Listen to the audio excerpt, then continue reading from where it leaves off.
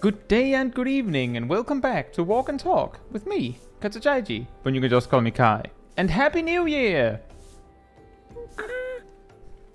Hope you're all doing very well, and hope y'all are all alright. Sometimes New Year's Eve can get really crazy. With that said, hey Taldemar, hey Kaj, hey Shaq, hey Fila, hey Tinali, hey Medusa, hey Aradel, hey Gazel, hey Saros, hey Ilya, hey Genmonica, hey Nox, hey Tabi, hey Bertelcon, hey Lana, hey Kiwi, hey Sally, hey Vince. Hope you're all doing very well. And thank you so much for celebrating 15 months as part of the Cult of the Pain Cage, Monica. Thank you so much for the support. Thank you. And then, as usual, well, before that, thanks so much for the cheer, Ilana. Thank you so much for the support. Thank you so much for that. You're doing well. And hey, Tomer and Sly Wolf, hope you're doing well as well. Thank you. Right, so, if you're new to this, then the way that this stream works is that I have sort of an idea of where we're walking. We're going to be gradually moving towards that place. We'll make stops in towns and whatnot on the way. And we'll just be talking about whatever as we do. And at the stops, I'll be reviewing some clips that you have all sent me, which is something that happens on the Discord server. There is a clip reviews room for that.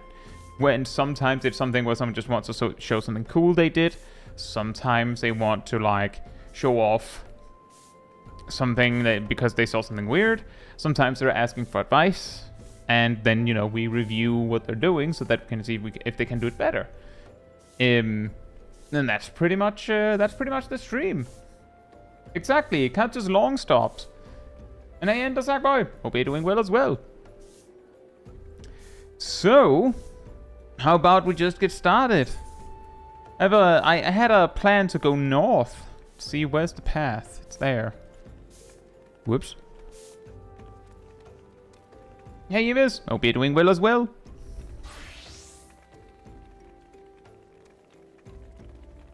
So,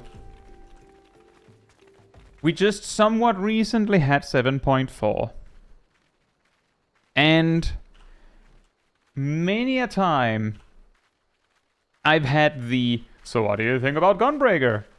Or the Gunbreaker changes and whatnot. So maybe we should talk about a little bit about those changes. Unless, of course, people have some questions or something they would like to talk about. I'll say, Falca, hope you're doing well and Happy New Year.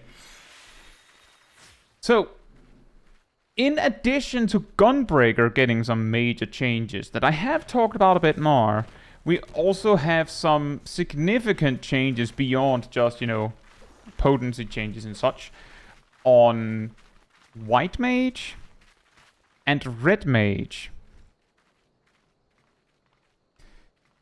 There's also a really minor thing on Dark Knight, but let's just say that extra duration on Living Shadow, it doesn't do anything. It just means that you may have heard stories about how if you use Living Shadow and then the target runs away, then Living Shadow will start falling behind and then won't be able to finish what it's doing. Those extra 2 seconds just gives more room to do that. It doesn't mean that the Living Shadow will do more. It'll just finish and then just hang out. A little bit like how Bahamut and Phoenix, they have, when you summon them, they have a queue of 4 attacks, and they basically add one, like they basically, it's like they have charges, and they generate one charge about like every 3 or 4 seconds or so, like 3.5 seconds or so, such that they will do one attack and then wait, and then one attack, and then wait, and then one attack, and then wait. But if you just summon it, and there's nothing to attack for some reason, and then you wait out half the duration, and then attack, then you'll find that suddenly, Bahamut discovers that, oh, actually, I have actually a machine gun. I can just go, done. And sometimes you'll make it. So, like, it's a little bit like that. And Living Shadow having more time to get its stuff done doesn't mean that it'll do more stuff. It just means that there's more wiggle room to get it done. For the Red Mage stuff, the only, like, real change, the real big one for Red Mage is that when you use Monification, for the next 30 seconds, this is something that some players have missed. For the next 30 seconds, your melee combo is just, specifically your single target melee combo, is ranged. Like, just straight up, it's ranged. And the thing that some people miss on that is that technically means that if you use Monification and then you already have the resources for a melee combo, then you can do 2 full melee combos at range, if that's what you want to do. That's the big one. There's also another thing, because the way Monification worked in the past, or before 7.4, is that when you use Monification, it makes your next 6 GCDs do 5% more damage. And then when you've spent those GCDs, you get Prefulgence if you're max level. So it's ADO. Hope you're doing well, and thank you so much for the reprime. Thank you so much. And Happy New Year. And hey, Dunson, and Shaq, and Tessie, and Naomi. Hope you're doing well as well. And Happy New Year to you all. But with the Monification change, they've removed that whole thing with the next 6 GCDs and just moved that to Embolden. So Embolden just increases your damage by 10% instead of 5%. And that's it. The fact that Red Mage's melee combo is ranged for 30 seconds, for the most part, it removes a particular inconvenience in hard content contexts, I suppose, more so than casual content contexts. Because you might find, as a Red Mage, that you're considered a ranged job, and sometimes ranged jobs have duties that require that they're not in melee range during the 2-minute burst. By having Monification give this effect, this problem is completely gone. The funny thing is, an alternative way to look at it is that was an unnecessary fix. That was something that you skillfully could play around and whatnot. Which, fair to that, but let's just say that based on my experience, the best solution that people could find to that was, oh, can't we just have the Red Mage be melee? But not all groups would accept that. So the solution, I guess, is, well, how about we just make it so that the Red Mage doesn't have that problem? Like the not during 2-minute burst in melee combos are more flexible. They don't have to be specifically there. You can just make sure you've used them before you're forced out, or you just use them after you're allowed to come back in. But the 2-minute burst ones are a bit like, yeah, but if the Red Mage can't burst, then suddenly their damage is completely wrecked on that fight, and that might not be super great. Also, Cole, hope you're doing well. So that's the Red Mage side. I will also say on my part that I've basically not played Red Mage in 7.4, so I haven't really had to deal with it or mess around with it, but there's not that much to say. It's just Monification makes your melee combo ranged now. White Mage, I would say there's something way more interesting, because let's just say there's 2 changes that are things that I have discussed as hypotheticals more than once. One of them in a more like, that would be pretty awkward if they did that. And the other one being something that I have myself suggested, like, they could just do that. Like, for instance, to take the video I put out a little bit ago about White Mage being not so great. Dunson, we are on Ravana on Materia. The way you access it if you're not from Materia is you have to log out all the way to the main menu, go to Data Centers, choose Materia, go in there, see that you don't have any characters, then all the way out again, go back to your home data center and then right-click your character name over on the right and then use travel to another data center and then choose materia. And you have to do it in that order, because if you don't go and look and show the game that you don't have any characters there first, then the game will tell you no.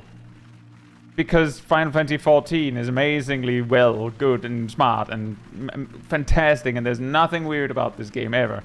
Right, guys? Guys? Azael Stike and False Geek, hope you're doing well. And Happy New Year!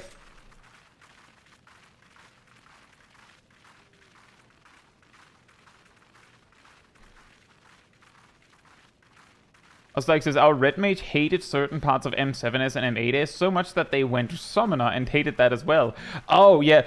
That's not a thing with hating caster.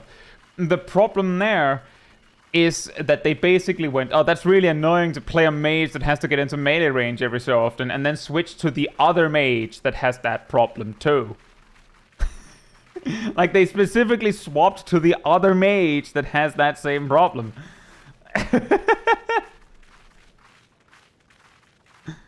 Like, that is actually amazing. They should have switched to Black Mage or Pictomancer. If they'd still been mad at that point, then we'd start to have a case that they don't like casters. And hey, Neko, hope you're doing well. But the white mage changes that I was bringing up in particular is, so they made this change simultaneously to Astrologian. So maybe we should briefly talk about that one first. So before 7.4, the way that collective unconscious worked for Astrologian is it's the big orb, the big dome. When you click it, it does like a big poof and gives everyone in like a huge radius 5 seconds of 10% damage reduction. And then for anyone that is inside the dome, it also immediately gives them 15 seconds of a healing over time effect. And then every 3 seconds that you maintain the effect, it will refresh both effects for anyone inside the dome.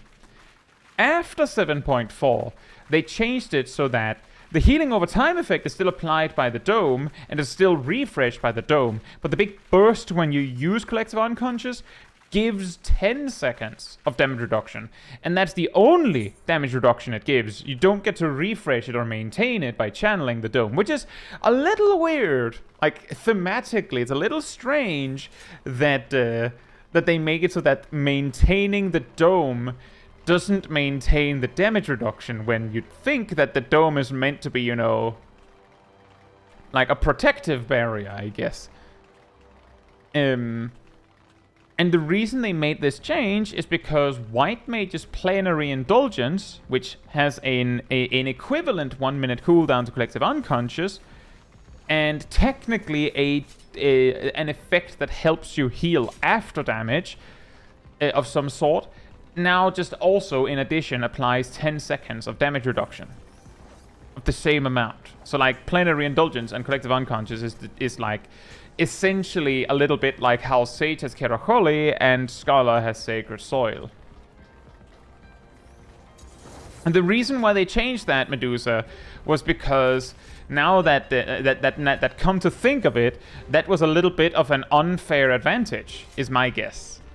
That Astrologian would be able to extend theirs while White Mage wouldn't.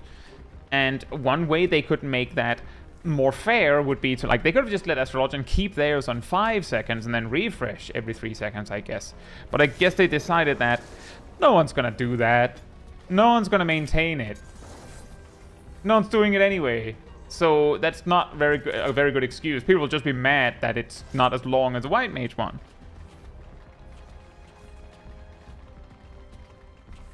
The other thing that was changed for White Mage that really stood out is that White Mage, like a lot of other jobs, sewn into duties with their job gauge just completely maxed out. Just if there's a resource that you can get, you have it.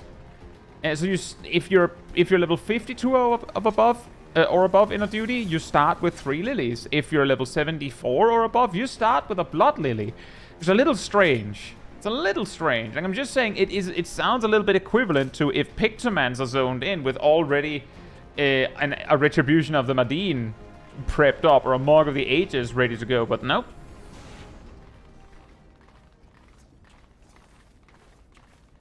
There are reasons to hold it though, like Akmon. Nah, you wouldn't hold it there. You would use Collective Unconscious a brief moment before the first hit lands, and then like you would just go boom, and then you would just continue casting. And if the Akmon takes over 5 seconds, you would just mitigate most of them. And if it lasts 10 seconds like it does now, then it is very unlikely that the Akmon will take over 10 seconds. If you time it right, you wouldn't ever maintain it. Like that's the reason. And as Asymmetricon says, the main time where you would hold it is in the case of where, you know, there's no attackable target. There's nothing to attack. So you'll just stand there and maintain it. And in those cases, Collective Unconscious is technically a little bit weaker now. Part of the reason why you wouldn't want to hold it is if there is an attackable target, you could attack. And if you need the defensive value of Collective Unconscious more, then you would simultaneously be able to, you know, cast Aspected Helios to heal more than what Collective Unconscious would do. Of course, that's not mitigation. But again, you could just time that right. So there isn't really a reason to hold Collective Unconscious. Not really.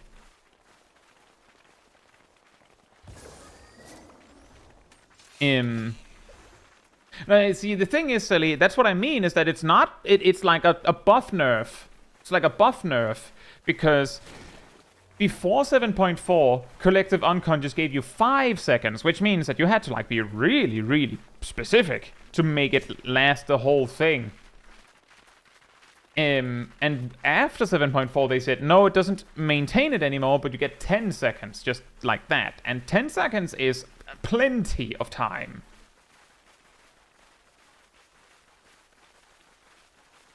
And I agree with Asymmetricon on this one, saying I would have preferred them actually coming up with more reasons to channel it. But I don't know if they're capable of that. Yeah. Dunson, you can see in the top right here at all times. You can see what world I'm on. Ravana is on Materia.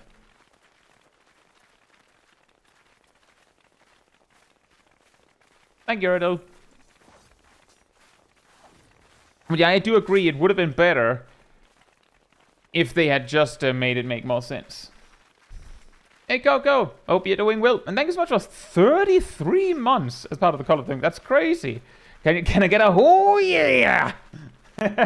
Yes, you can, actually.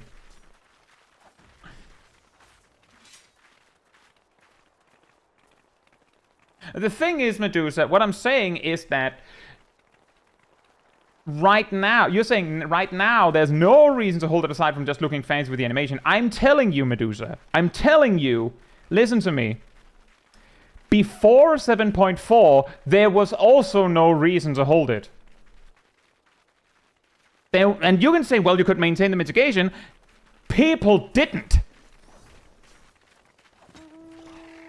It doesn't refresh if you hold it. Not anymore, Cole. It actually says so in the tooltip. It was changed to say so in the tooltip, so it's not an oversight. It's very deliberate.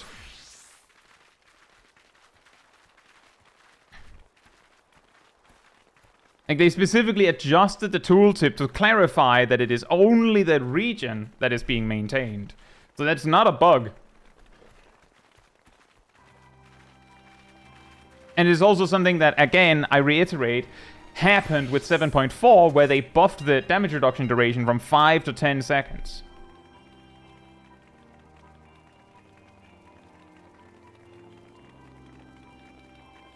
Another duct tape quote-unquote fix. Cole, I'm gonna be real with you. That's it. That's just stupid talk. Come on. The fact that they specifically made Collective Unconscious 10 seconds like that and gave Plenary Indulgence the same makes it pretty clear that they intended for it to work like that. Unless you mean the duct tape fix is something else. I'm guessing what you mean by the duct tape fix is the problem that White Mage and Astrologian and their mitigation and all that. Is that it?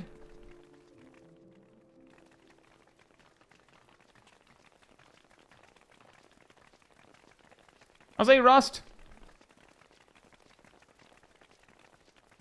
And Barkshark and Asymmetricon. Hope you're doing well and Happy New Year.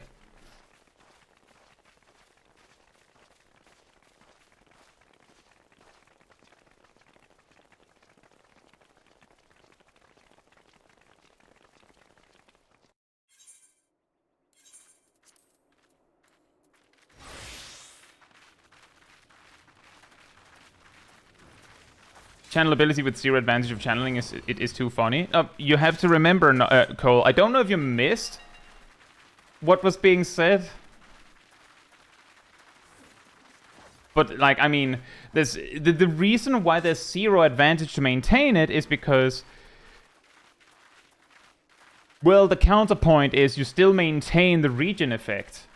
But I don't think anyone maintained Collective Unconscious for the regen effect.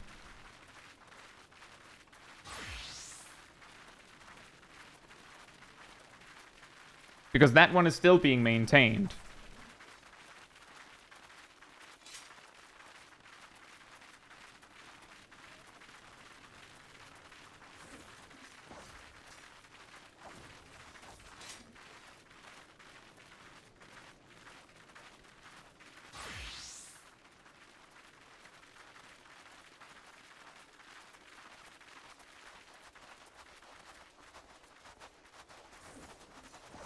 When we get Herring Hill 2, wouldn't you need to stop channeling it to heal people up in between hits, though?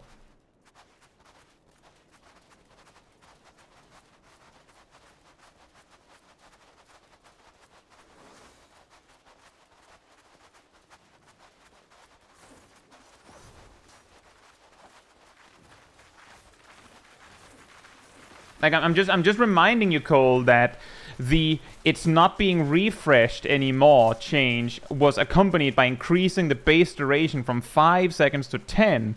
So you, like, let me put it like this. The thing you were choosing between here, the thing you're choosing between here is you get 5 seconds, or as long as you channel it, or 10 seconds, boom.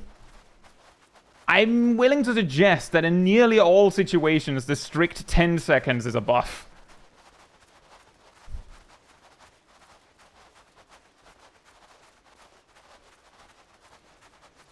Am I wrong in that?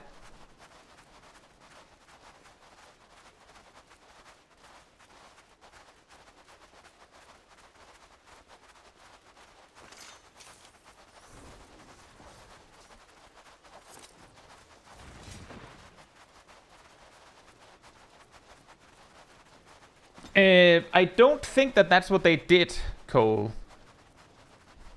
Because here's the thing.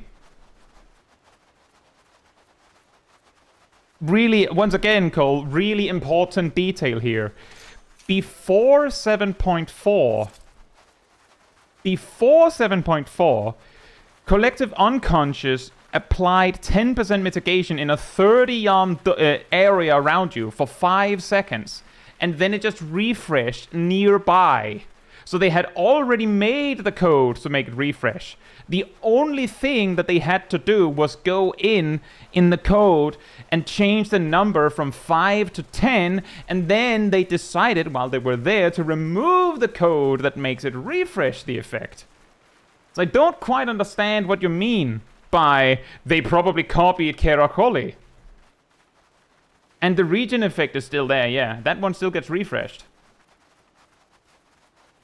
And actually, the regen effect is only in the dome. So if you're saying they basically made Kerakoli, they made a really weird Kerakoli. Why remove the refresh? Just so Sprouts don't channel it? Okay, I'm going to say this one last time. I'm assuming you're paying attention. With 7.4, Collective Unconscious was changed so that it doesn't refresh the damage reduction. Pay attention, I'll get to it, so that Collective Unconscious doesn't refresh its buff anymore. They changed the duration from 5 to 10 seconds. Then they went over to White Mage, found a similar action, Plenary Indulgence, and gave that 10 seconds of 10% damage reduction. So what the reason is because they decided that that's a way to make Collective Unconscious and Plenary Indulgence somewhat comparable in power. And if you think that's a nerf for Collective Unconscious, I guess that's fair, because we've been talking about how busted Astrologian has been for ages, right? That is the reason why Collective Unconscious doesn't channel me. Doesn't refresh the damage reduction anymore.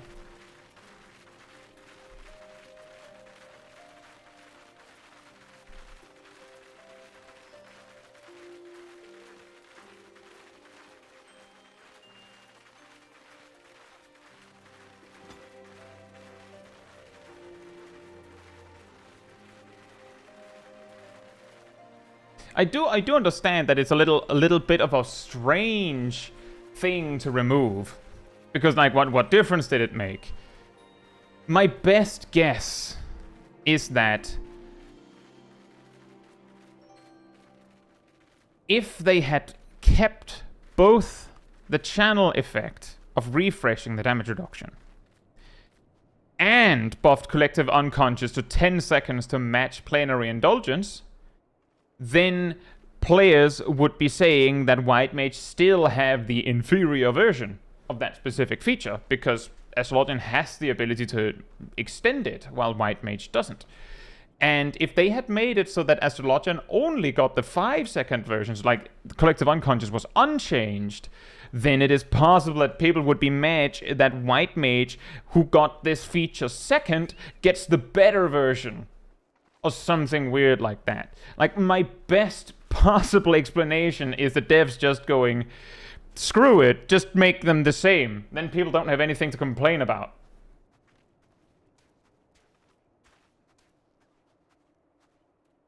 That's my best guess.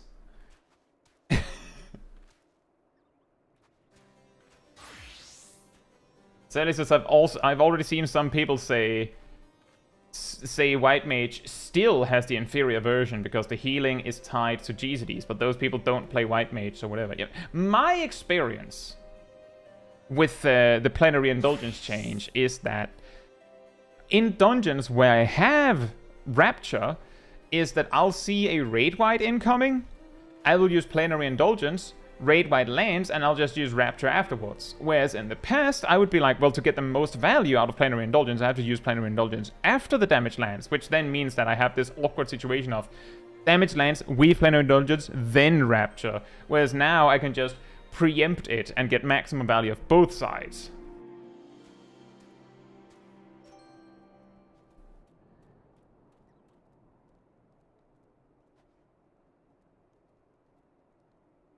And I will say, I think that, again, I have also said something like that as a Metricon, that it is possible that some of these weird duct tape fixes, as we've called them and seen them as, are duct tape fixes, like actually duct tape fixes.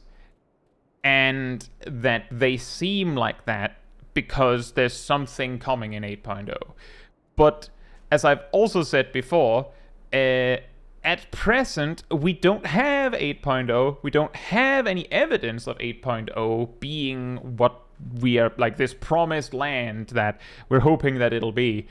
So until then, what I can do is look at what we have and go, well, I guess it makes sense if you look at it like this, because I simply can't be bothered. I'm just saying, I deal with so much negativity already that I can't be bothered to sit here like evil mastermind figuring out how this change is stupid.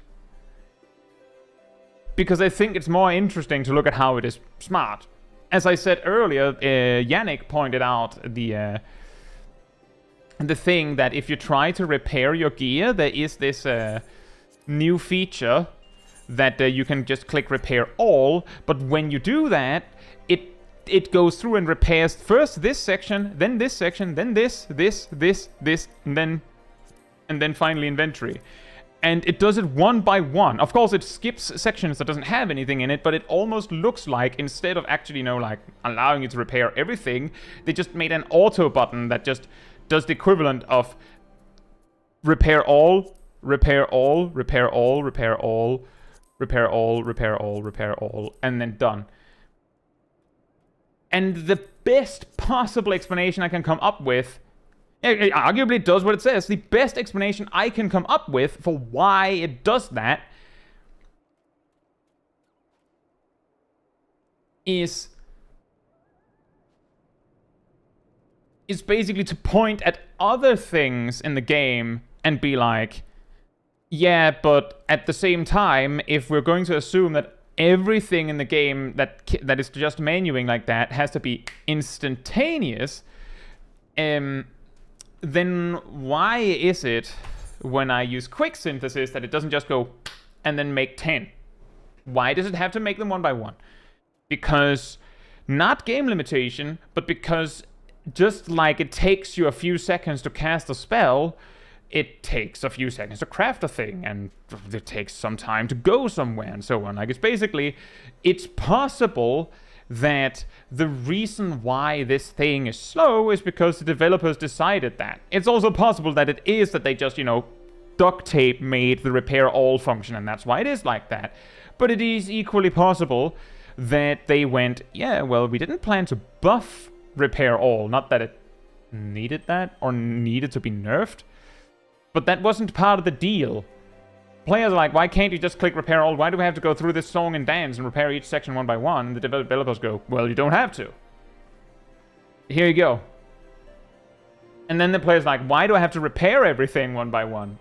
Well, that's something we were not on the negotiation table about. That part wasn't part of the deal. You wanted to repair all. Like a little bit of like a genie wish. Yeah. We can make it so that it does like that, but not make it faster.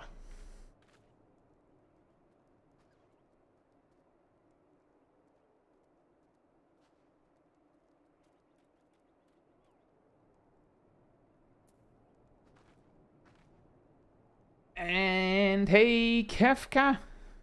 And Strike Lucky. And Ivarian.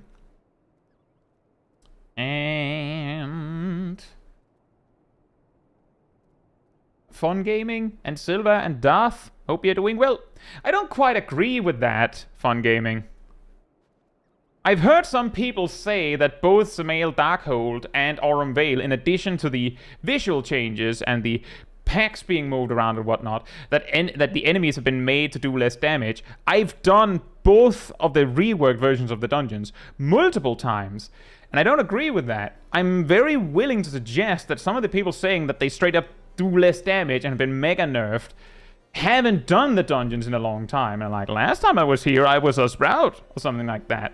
Because it doesn't feel like that. The one point where I would agree that it is definitely easier is the first boss in Aurum Vale absolutely got a little bit of a nerf. Thank you so much for the 5 gifted memberships, Jack. Thank you so much. And the thing that I noticed was specifically that it feels like, to me, it feels like the that they add, it doesn't feel like they literally added a cast time to the first boss's tank buster, but it feels like they just like put the timeline as, like, imagine the timeline of the boss and just shoved the cast time in and didn't consider that means that it takes like an extra 3 seconds for it to loop, which means that it takes way longer to build that gold lung debuff. And that's a nerf. However, as far as the average party running the dungeon, the boss was always at a difficulty where an average party could usually kill the boss before it really mattered. So it only the simplification of that boss mainly mainly affected really like bad players or like below average players having trouble, or first timers. And I would say Aurum Vale, for the most part, its changes only affected that. They made the new player experience of the dungeon a lot more lenient, but the new version doesn't really change anything for someone who's already ran it. Oh, the goop is gone. Okay, yeah, but you weren't gonna touch it anyway. The side packs and the patrol before the second boss was changed. They removed the patrol and the side pack and moved the other side pack to the center so you can't skip it. You're going to fight the same amount of mobs. So thank you, Rust, for the 5 gifted subs. Thank you so much, Rust. That's crazy. Also the same to you, Shaq. Thank you both so much for the support. It's amazing.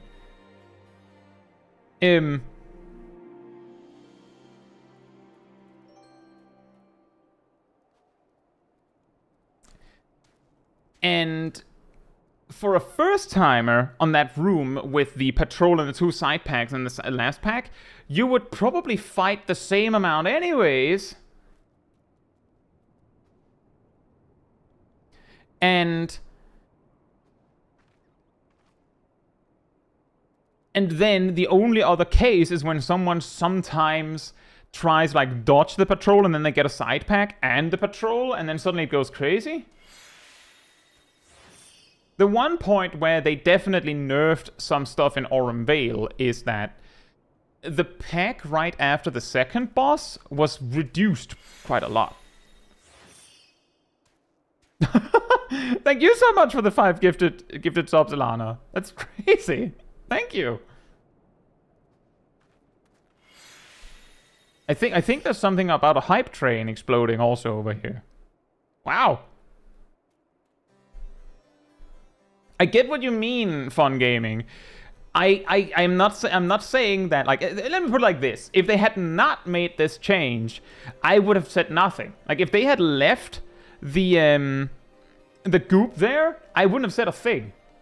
But as I said as I've said before, I go in on these things going, well, it kind of makes sense that they made this decision. Because for the veteran player, let's just say, and I've made the suggestion a little bit before, some of these things, like the goop in Aurum Vale, or arguably the crystal light in Zemail Darkhold, are things that are like kind of whatever when it really comes to it. I will say that crystal light and the Magitech terminals are like a little more thematic because you have to interact with them, while the goop is specifically dealt with by not interacting with it.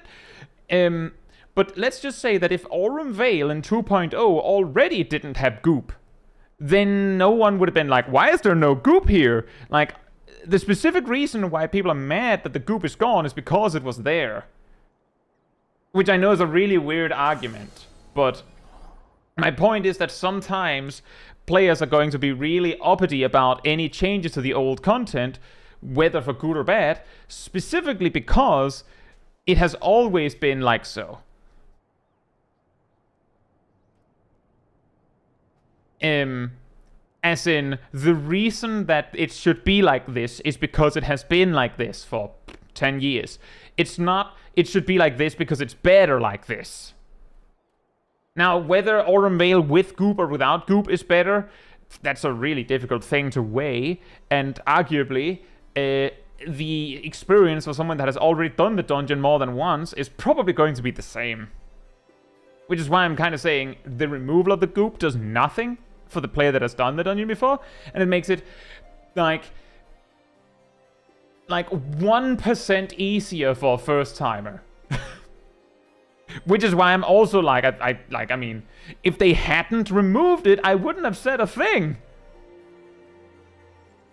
Kind of messes with lore since they are warned about guards dying in the goop. Oh, you know what? Let me just test something real quick. Are you ready for this? I have a feeling that this test is going to be really, really silly, But give me a second here.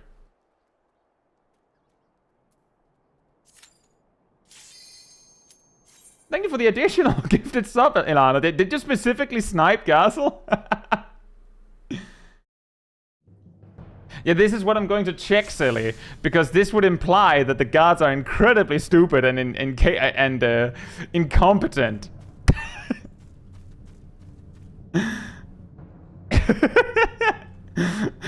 Be careful! There's scoop! The guards died in it! They just run in and be like, ooh! Honey water! Yum, yum, yum! And then they died. Just extreme incompetence.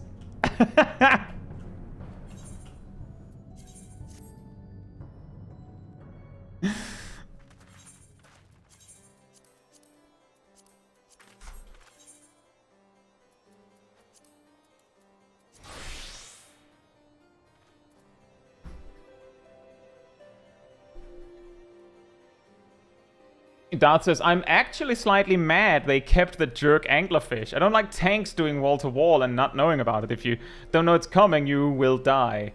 Oh yeah, that is true. That is actually something that I checked. Like just the other day.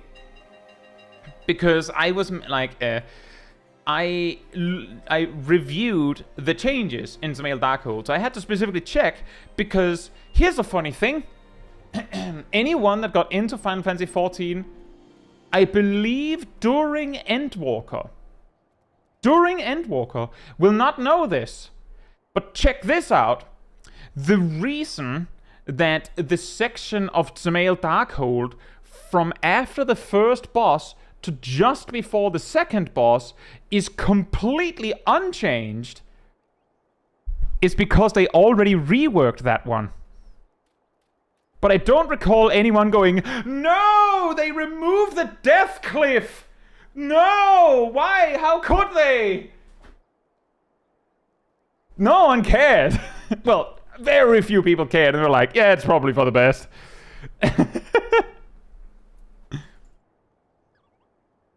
Because, you know, it probably makes more sense to go and show you.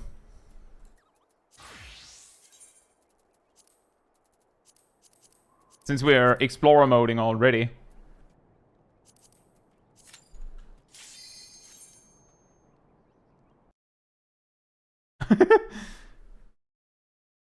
Samaya says, wasn't the law for Ramvale that the miners thought it was gold and died to it? I don't remember anything about guards dying to it. I don't remember the lore. So, your guess is as good as mine.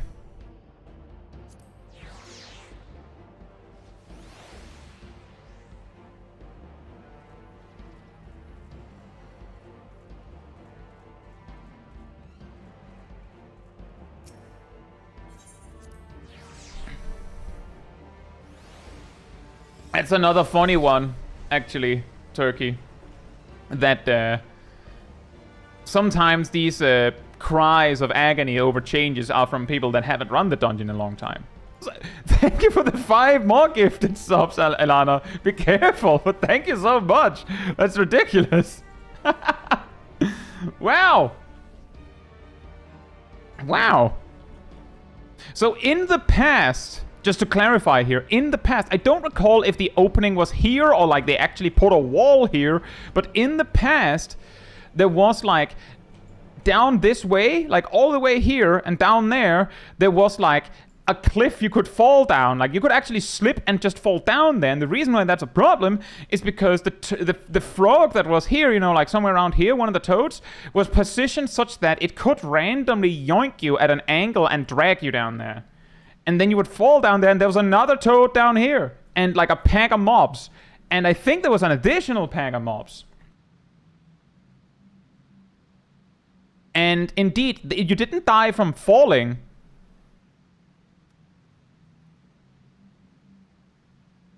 You died from the enemies waiting for you. And one day they just were like, no, that's gone now. I think it was in the same patch that they added telegraphs to coin counter.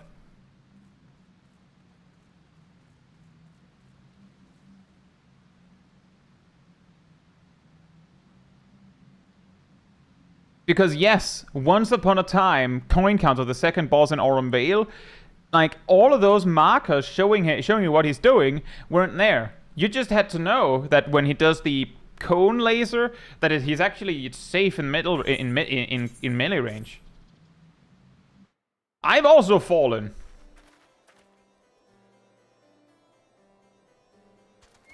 Were there complaints about no longer having to position the stoneheads in Khan normal? Yes, there was. You had to read the cast bars, or you had to look at body movement from Coin Counter, yes. But yeah, definitely there were people that were disappointed that you didn't have to move the heads into position anymore. That is absolutely a thing.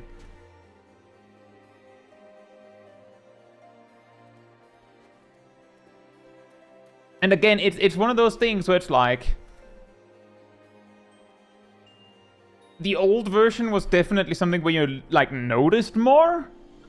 Like now, because the head is on the platform and will not move, it feels more like, oh, you just have to kill the mob. Like the connection that it's standing on the platform, and that's the reason why it's kind of pointless, because it's effectively you have to kill this specific mob to proceed. I don't know if I agree with that, Cole, because it could be either or. Like, I'm just saying, the first boss in Aurum Vale having a cast time for its tank buster isn't something the AI needs.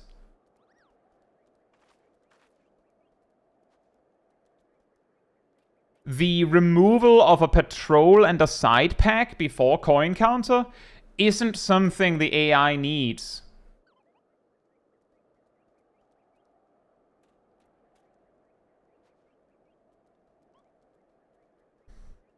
The final boss having of Zemail Darkhold having a cast time for its spin isn't something the AI needs. Arguably, the void zones could be something the AI might, like, the bad AI might actually need help with, but I'm pretty sure that there's persistent AoEs in more current dungeons, and the AI can figure that one out.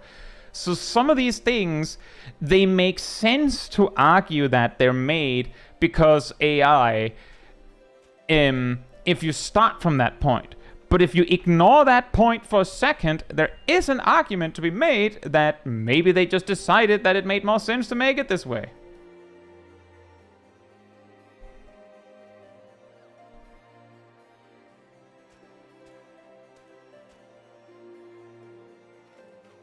Hey, Lorenda!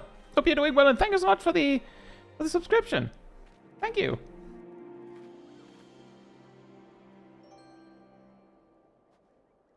But it is a complicated one, because arguably you could also go, yeah, but why did they rework a boss that clearly would be problematic for the AI? Like, why is that? Why is it specifically the first boss in Zemail Darkhold that got completely reworked?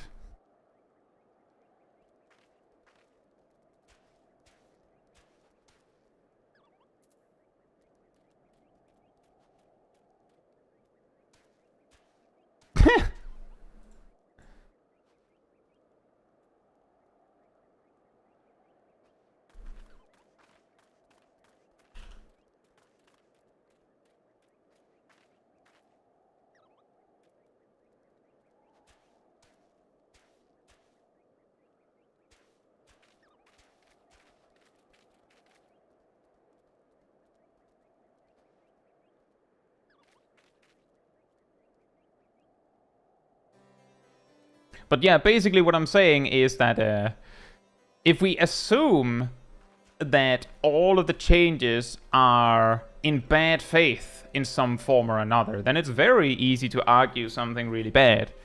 If we assume that maybe there is some positive to it, then there is an explanation there as well. Yeah. Samaya says, I checked the description. It was miners and not guards. Well, that's good at least, because then it's not incompetent guards. And Silver says, I loved that change, the one where the head is now stuck to the platform in Sunken Temple of Khan. Because, man, those heads were finicky to me. I'll say, me personally, It didn't really make a huge difference for me. But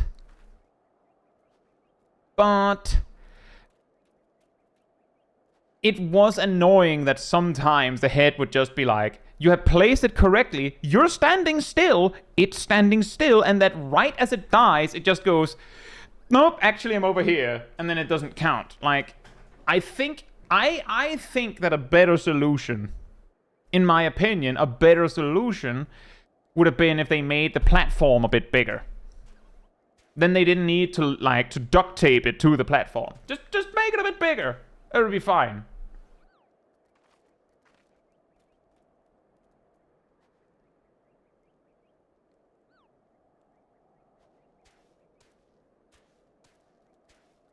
Dan says, there were a problem when you got a tank that didn't ever read chat. I got stuck on one of those for 15 minutes at one point.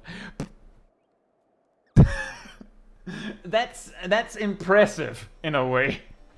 That's actually, you know, I'm actually the most impressed that you stuck around trying to make it work for 15 minutes.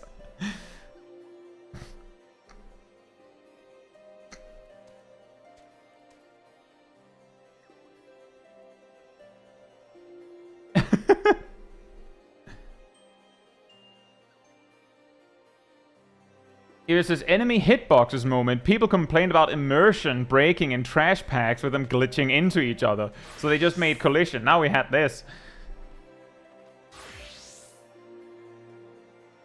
When did they complain about that? Like in A Realm Reborn?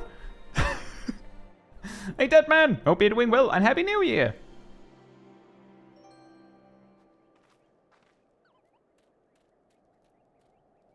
Imagine, isn't that an amazing, amazing sequence? We have like 2013, 2014 players being like, my immersion, the mobs are merging together like one big amalgamation. Do something, XXIX. And then XXIX goes, okay, and then like makes like collision detection of some sort. So they like shuffle around a little bit.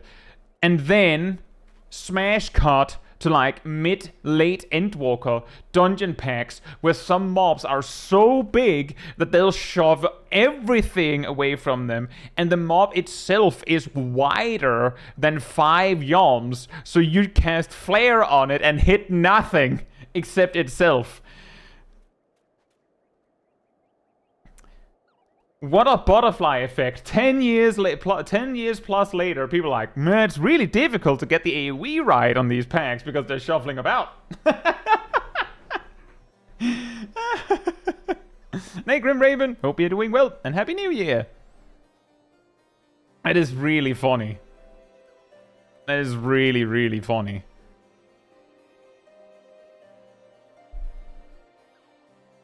No, that is indeed a thing, that man. That if you have really big mobs, they tend to have wider collision, and when you use an AoE attack that centers on a mob, it centers on the mob, and if it says that the AoE is 5 yoms, then it's 5 yoms. And if the mob is 6 yoms in radius, then, well, good luck with that.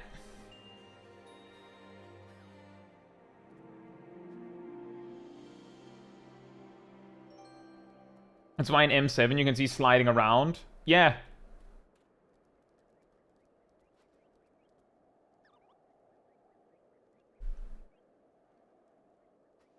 Well, at least on the bright side, Medusa, nowadays most of your AoE as Black Mage only has a 2-second cast time. Hey Zoma, hope you're doing well, and Happy New Year! Brute Bomber on ice!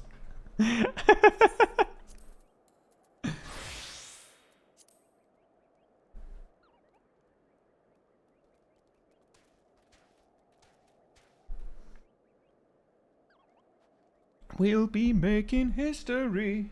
How does that song go?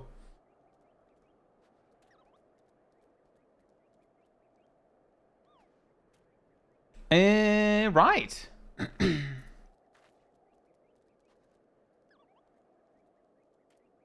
I have a bunch of clips. Maybe we should check one out. Actually, I think we have a very fitting one from Gessel. given what we've just been talking about. Whoops. And...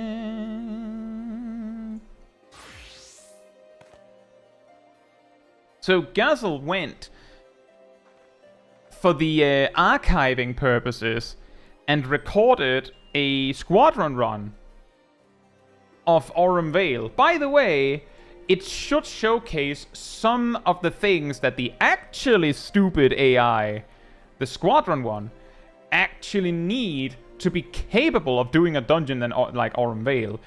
Here's a funny thing about that.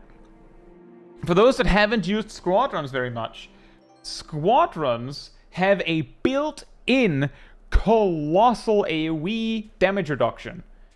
And they have a tendency to ignore mechanics and things like that, because they straight up can't do mechanics. Like, these are the AI that you think needed this help.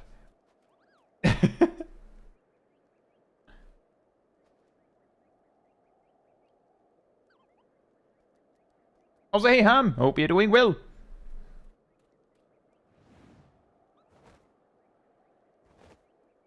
Scorn is just pet AI? Yeah, pretty much. Oh! There isn't goop over here. They moved some of the goop over here.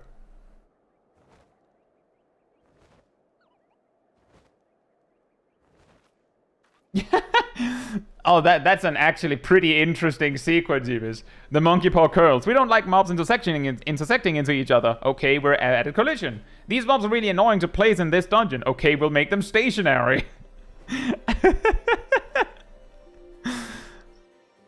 Who would have known that the collision requested in A Realm Reborn would lead to Sunken Temples changes in 2025?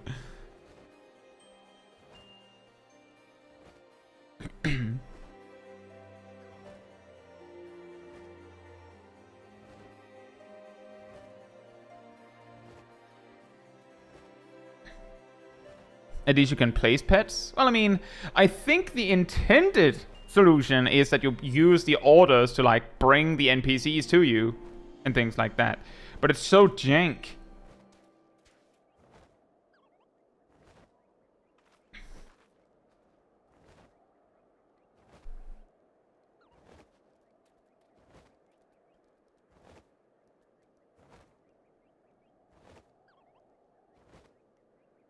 Naomi says mobs didn't always have collision in 14. I believe, just unrelated, I believe that in 2.0 there was no such thing. By the way, did you see that? There was no such thing as diminishing returns on crowd control.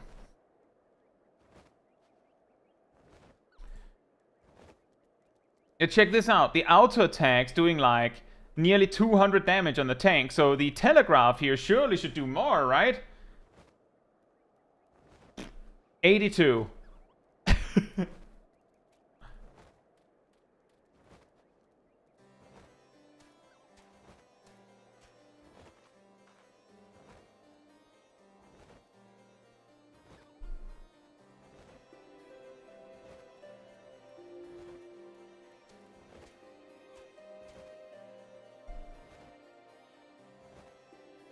See how they don't get the dot? Yeah, also that.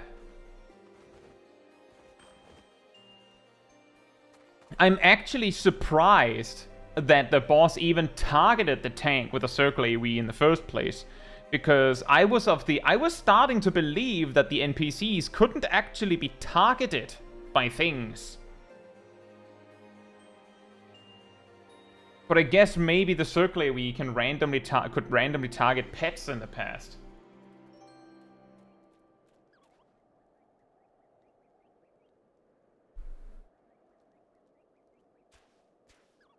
Yeah, I must have some really good gaming chairs.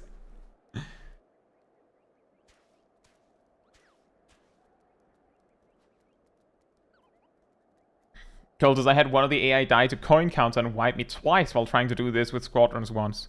Well, I guess we'll have to see what happens now, because Gazel is going to reach coin count in a moment. Yeah, so when I said, just rewinding a tiny bit here. When I said that they removed a patrol and a side pack and then moved a side pack to the center, is because I specifically, vividly recall that the new version of Aurum Vale has one of these scorpion boys, and that bat, that specific bat there, here, like right here. So they basically deleted these jellyfish, deleted whatever's over there, and moved this pack to there.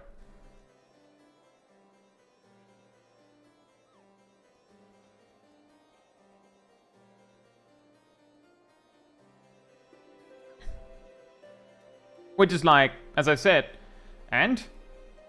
Because like you would have just pulled the 2 jellyfish. They just decided to keep the not jellyfish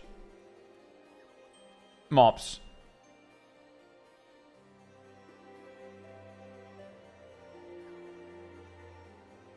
And yeah, they placed this one side pack so much into the center that it is impossible to skip it now, as far as I know. I believe the side pack's also mostly there to block you from grabbing treasure chests that you're not going to take anyway.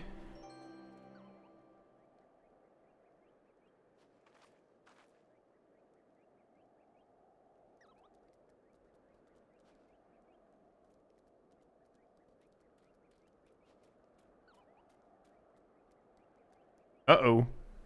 Oh. Wow, they sure took damage there.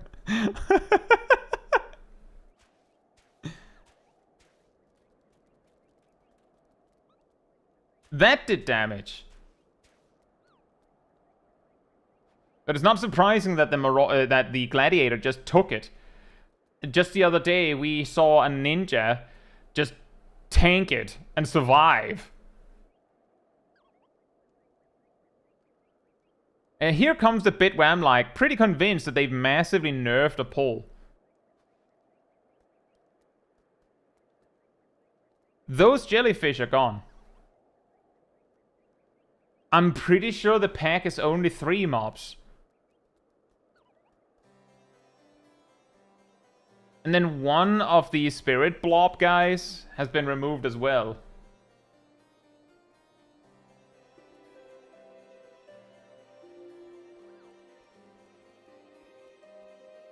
The deeper fish still exists? You mean the jerk anglerfish in Zemail Darkhold?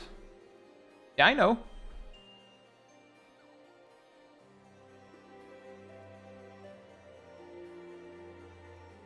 Basically, as we were talking about earlier, Barkshark, the second third of Zemail Darkhold, aside from the boss, the whole section is unchanged because they reworked that bit in like late Shadowbringers or something.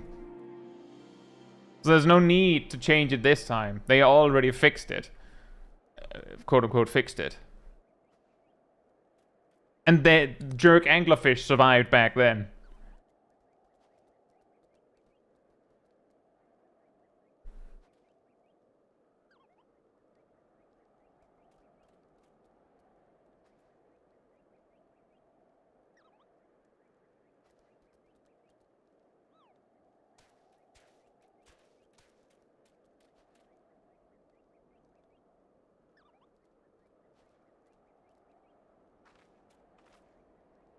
I mean, the thing that they fixed, Barkshark, is that back then there was a cliff you could fall down that we talked about.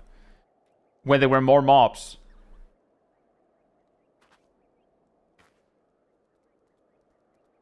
Where's this video from? This is a clip that Gazel has sent me in the Discord community server. Specifically to give us a little look back on Aurum Vale. There's something extremely funny about the squadron tank just standing in the goop, like they're getting paid to do it.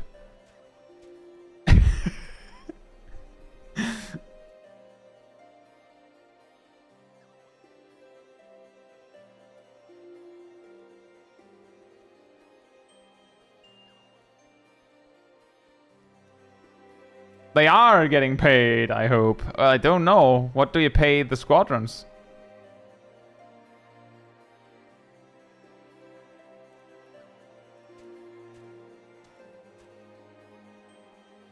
Exposure. Snowman Potat. He needs the fame for his Twitter account.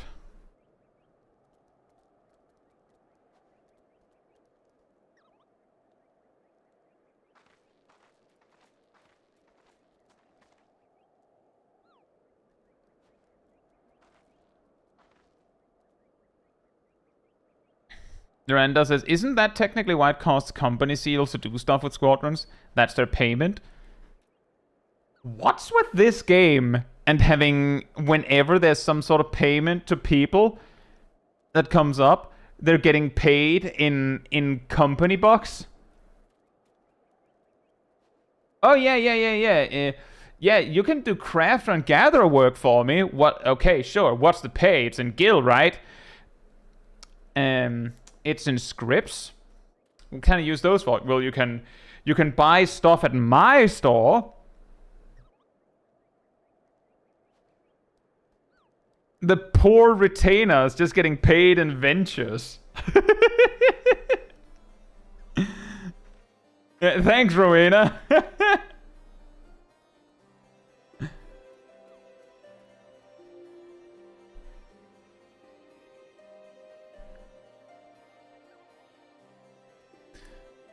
But yeah, I suppose that is their payment, yeah.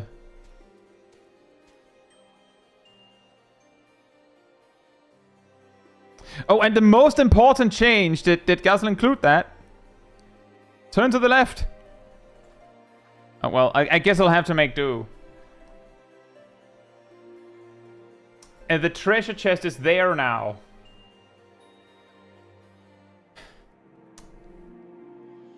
My nostalgia, man. How am I going to manage? They moved the chest like 5 fulms to the right.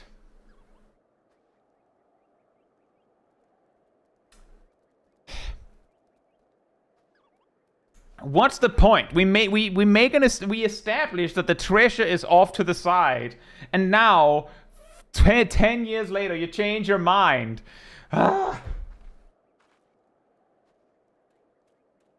Not like anyone will open it more. I open it.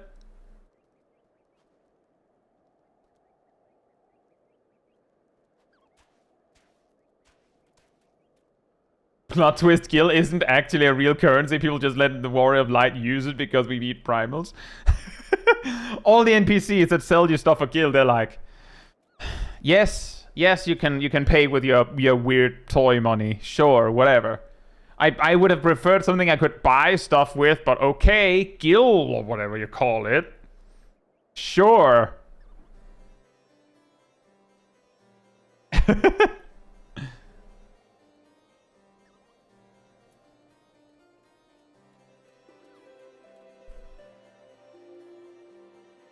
And there is something interesting about the fact that they moved. Like, I was actually pretty confident. If you had asked, I would probably have assumed that the goop off to the side at the start that we found when we went into Explorer mode, that it was still there before the change. That they just removed some of the center goop, but they straight up moved the goop over to the side. We found this weird elegant currency of no use to us. Give it to the walking god. They can use it. If we all agree on that, and then we don't anger the walking god over there we don't anger them. We just play their game.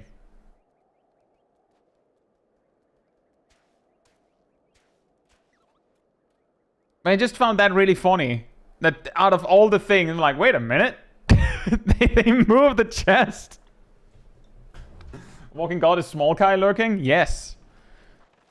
She's somewhere out there, eating crystals.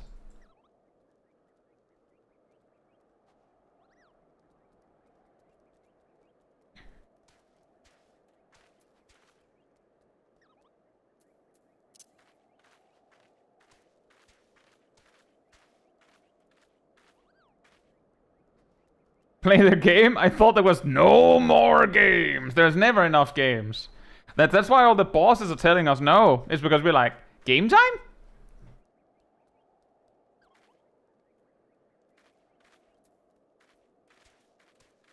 Now, I will be right back. And then I think we'll walk a little bit more. In the meantime, manatee restored.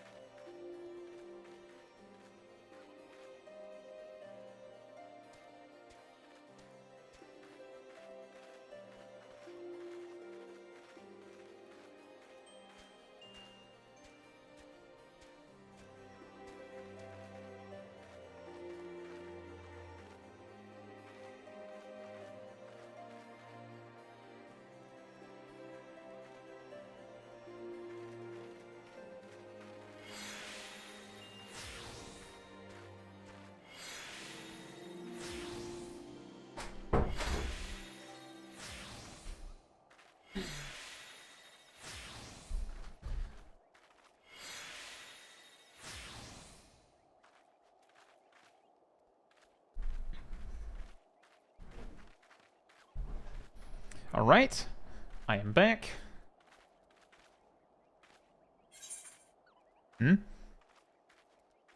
Oh. Thank you.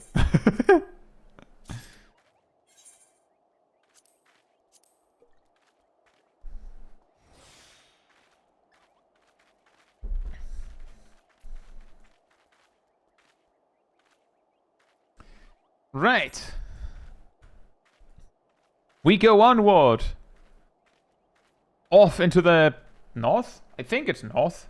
I'm guessing it's north. We'll have to find somewhere with music, because clearly this place has kind of lost it. It doesn't have very much, it's very quiet.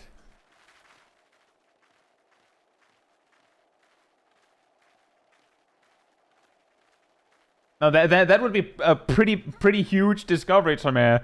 Imagine all of the weird story plot twists and plot holes is it turns out that it was all just a play. We find out at some point in 10.0 or something. Like, oh yeah, yeah, you didn't actually travel to the end of the universe or anything. You just sat in like a very elaborate spaceship. Yeah, and then we shook it very hard. And then we made sure to change everything outside. And oh no one died. We just spirited them away quickly, out of sight. And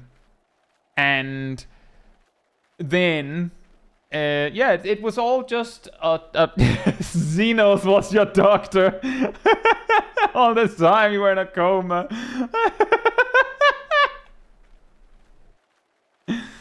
Hey, Silver Cadet, hope you're doing well. Yes, you can walk. If you're on mouse and keyboard, by default, the slash on the numpad enables walking. But you can also go into the keybinds and just add it. Not that you'd need it for anything. A test of your reflexes. That's what they meant about the meta ultimate comment. Yoshi appears in game like Nia and goes, "Thank you for taking part in the 14 simulation." Medusa says, y'all need to press a button for walks. I don't have such weakness on controller. Can you... on controller? Without pressing a button for it or anything. Can you auto walk? I guess you can. Walking is also useful for jumps. It can be, but it is worth pointing out, Ultimate Trainer, that backpedaling is the same speed as walking. I need it for aura farming.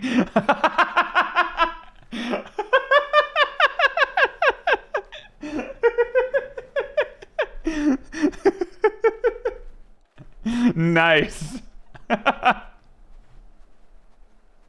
Nice. Hey, Mistel. Hope you're doing well.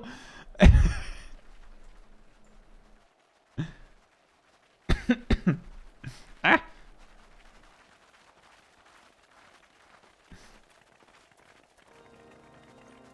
A test of your reflexes.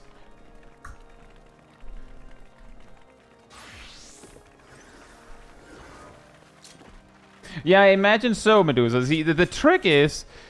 the reason why I knew you wouldn't need to do anything special to walk is because a way to tell that you're playing with someone who plays on controller is that if you're playing with someone who's on mouse and keyboard, they will never, ever accelerate from walking to running. Ever. The closest is that, like, the first either full second or fraction of a second of accelerating when you start running is at a different speed. Like, you actually accelerate up to the 6 yalms per second that the regular running speed is. But that's running. But on a controller, you'll sometimes, with a controller player, you'll sometimes see them, you know, accelerate from 0 to walking to running.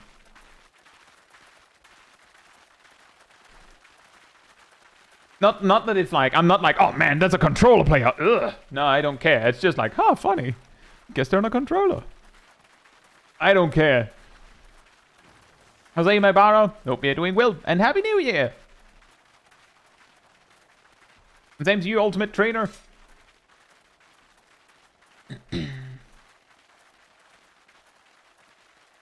I feel like you can tell if people are on controller is by how they turn. They always seem to have a run-walk animation while turning. I think that what you're seeing there, Bark Shark, is someone on legacy controls. Silver says, wasn't there a poll that showed that a majority of JP players use controllers? Oh, I can't remember. You can judge me for being a filthy controller player, I'll allow it. Nah. See, a really, really important bit there, Medusa, is that I've seen clickers perform extremely well. So I have nothing to worry about your control scheme choice. I'll say, Phoenix, hope you're doing well. We're not on the EU servers. These walk and talk streams always take place on Materia, the Oceanic data center, because everyone can visit. We are on Ravana Materia right now. To join, all you have to do is if you have never been to to the OCE data center before, you have to log all the way out to the main menu, choose data centers, choose materia, as if you're like choosing that data center, go in, see that you don't have any characters there.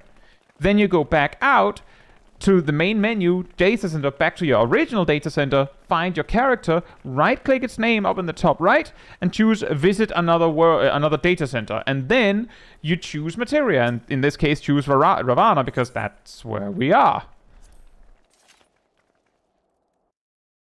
And yeah, if you missed what I just said there, Aradel, if you post that over in the YouTube one as well, I'll pin it.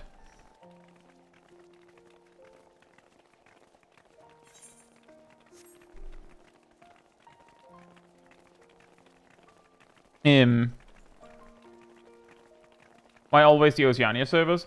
Because this feature where you can visit from anywhere is only a thing for the Oceania servers.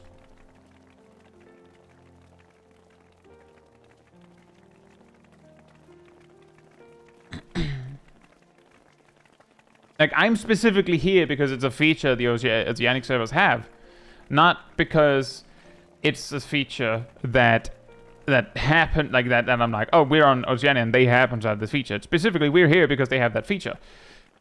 There is a story as to why the Oceanic servers have this capability and no other server does. Back in Endwalker, they were testing region-wide data center travel. The way that they tested this was that they enabled all other regions to travel to the reasonably new materia, which, you know, it didn't hurt, did it? Because, like, materia was actually lacking players. Because, like, the players already had friends in other regions, so they were not super keen on switching. So imagine NA's Dynamis, but without the option to just visit one of the more filled data centers in the region. That's materia. Granted, really important, as a result, I have been told, at least, and I've observed, that the player base on materia is a lot more tight-knit and a lot more likely to just help each other because they kind of have to. The olden days MMORPG stuff where your reputation and not being a jerk and things like that really, really mattered, because, for instance, if you wanted to savage raid on materia, if you make a tank, like let's say you're a DPS and you're a Savage Raider, you make a tank angry, that could reduce the amount of groups you can come into substantially, because that tank might be like, I'm exaggerating a little bit here, right? Just for a point. Now a tenth of the tanks don't like you. Imagine that happening on a different region. You make one person angry and now 10% of tanks hate you. And because people are more tight-knit, people are more likely to just put up with each other and, you know, work through it instead of you like someone like sneezes in your direction and then they leave. And so people are like close together, they help each other, they work together. I've been told that if you post up in Party Finder,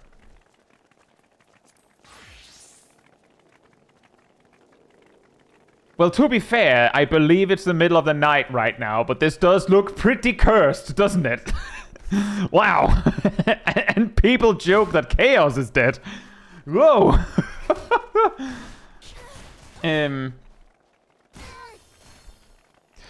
But if you're having trouble getting a group to fill for something like your MSQ or something, posting up in Party Finder usually works. If you look here on the Party Finder, you can tell that it is barren. It uses materia groups for Savage and Ultimate do exist as well. Anyone familiar with Big Kobe guides? Yes, apparently not only, I knew that Big Kobe was OCE, but not only that, that's also the strat that they use. Exactly, Sally.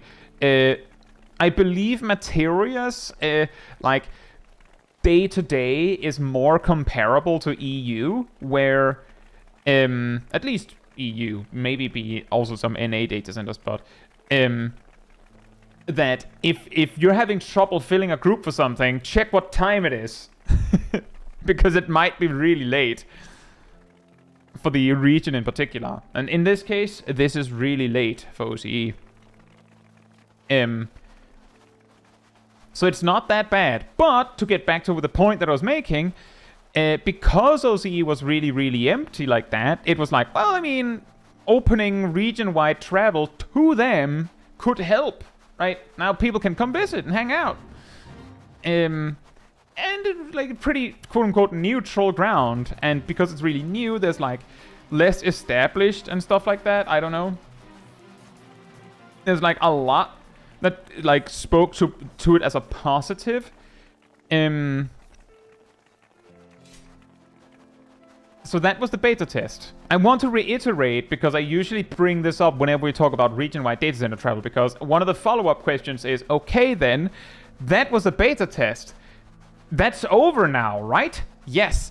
Why didn't it expand to, like, the other regions? And the answer is, among other things, supposedly cultural differences. The fear that this might not be a good idea. And the reason why that even makes sense is because, as you may know, giving players something is usually met positively. But even if it is met negatively, if you take it back, whew, people are gonna get mad. Even if they actually wanted it, they'll be mad that you took it away. Like, even if they wanted it gone, some will be mad. So it's opening for worldwide region, or rather, like worldwide access to region-wide, like to regional data center travel, is something that you don't do on a whim. Because if you find that actually that was probably not a good idea after all, then it's going to be really hard to take it back.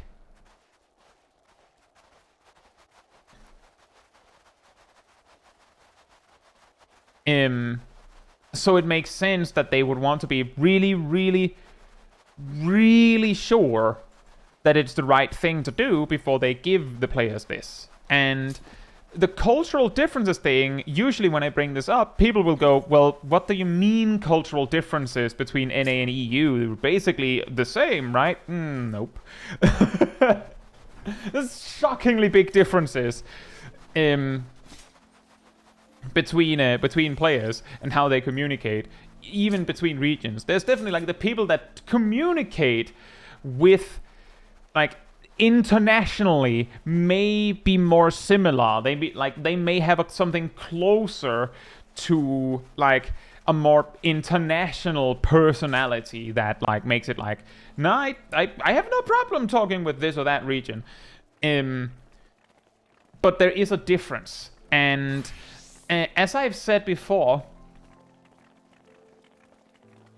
as I've mentioned before, I learned that when they opened for the beta test, so people could visit OCE, the story goes that within 1 or 2 weeks, I think it was 1 week, it might have been 2, of this travel option being enabled, an OCE player got reported and punished for calling someone the C word.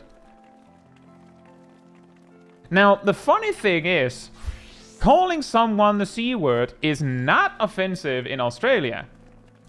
I don't believe it's offensive in the UK. And the only reason it would be offensive in any country where English is not the primary language is because it's a learned trait that it's supposed to be offensive. Where is it offensive to call someone a C word? In the US, I believe. Shaq says it's frowned upon here. Fair enough, fair enough. But it's not so offensive, I assume, that it would be something worth reporting for. I know Shaq is as well, Mistel.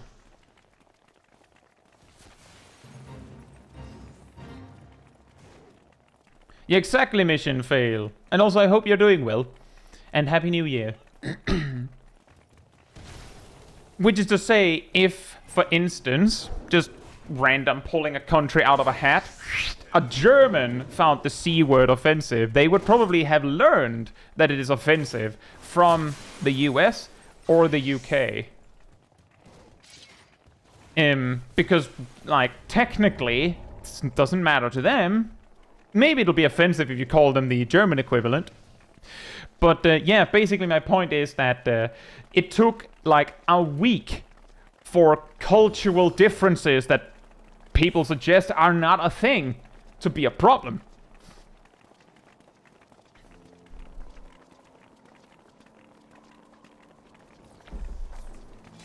Which is why, when people say, what do you mean that we can't have worldwide data center travel because of cultural differences? What cultural differences? Those cultural differences. Like, basically, I'm suggesting that there is a real possibility that it's not the only reason, but that single incident is part of the garbage sandwich that is the reason why we don't have worldwide data center travel yet.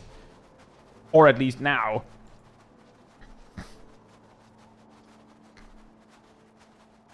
And I agree with that, Silly. Technically, the way that that incident should have gone down is that the American player, I guess, I don't know it was an American player. That's a guess, right? Allegedly, that they reported the Australian player. They should have been told, yeah, well, if you don't like the smell in the bakery, then maybe go somewhere else. You're visiting here, and this is how people talk here.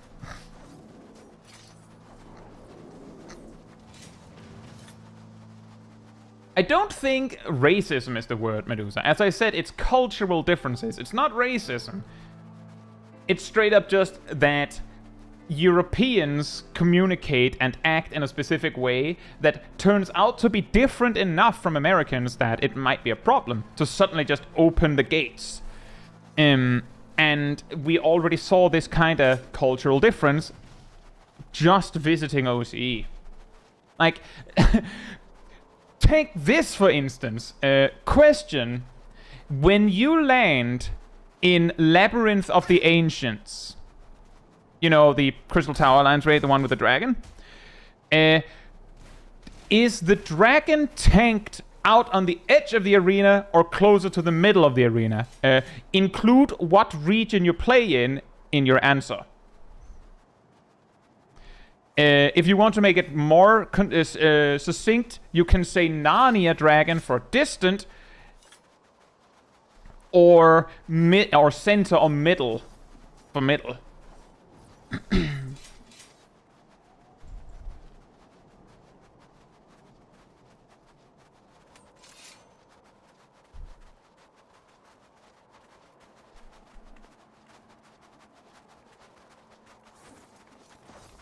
For my answer, I've recently started to see Center Dragon more and more and more, but as some of you may have seen in my Mentor Roulette series, it's an extremely cursed version of Center Dragon that I'm seeing.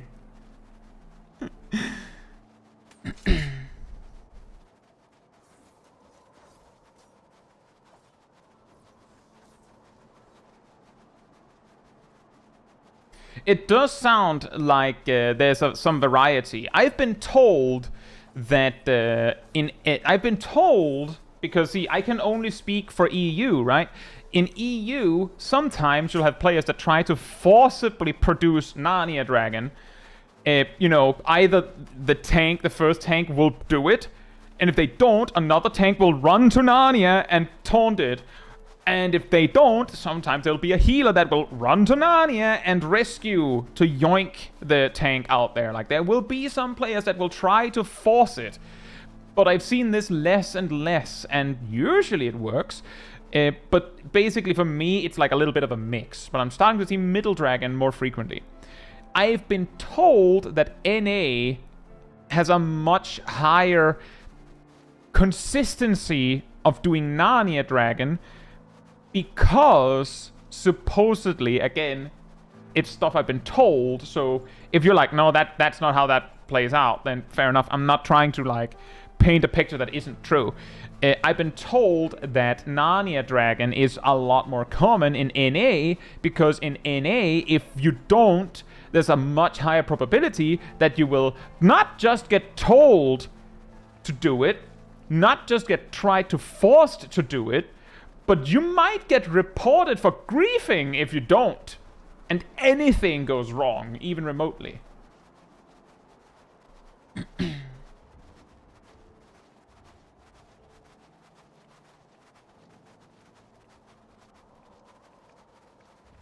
But Welcome says tank 2 platforms away, dragon in between the first and second platform is usually what I see in Crystal, not all the way to the edge. Oh, that's the cursed middle ground. That's the cursed middle ground. So the funny thing about that solution is that I've talked about this before. You reported for using a different tactic. It's just something I've been told, Tremere, and I don't know if it actually leads to anything, but that's what I've been told, that some people are scared of doing anything but Narnia because they are scared of getting reported for doing anything else. But yeah, basically, a thing that I've also been told, something I've been told is that it's more common for people to report for the sake of reporting in NA. But again, not trying to paint a picture here that isn't true. I'm just saying that I've been told that the I guess that's what you would call a Karen. We sure are failing a lot of fates on this walk. Wow. But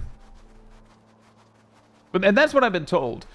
Now, the Narnia Dragon versus the Center Dragon, there are advantages to both. The Narnia Dragon supposedly gives you slightly more of time to deal with the skeletons. People often don't do anything about them, so ultimately it doesn't do very much. It may help to give healers the opportunity to sneak a heal in between the AoEs, but ultimately that's the idea. It's just put the dragon in Narnia and just kill it really fast. Center Dragon means you can just cleave the skeletons, and that makes it more reliable that you don't get hit by any skeletons if you actually help. Which means that Center Dragon is supposedly better if everyone knows what to do with that. Narnia Dragon is supposedly slightly better if people don't know what to do.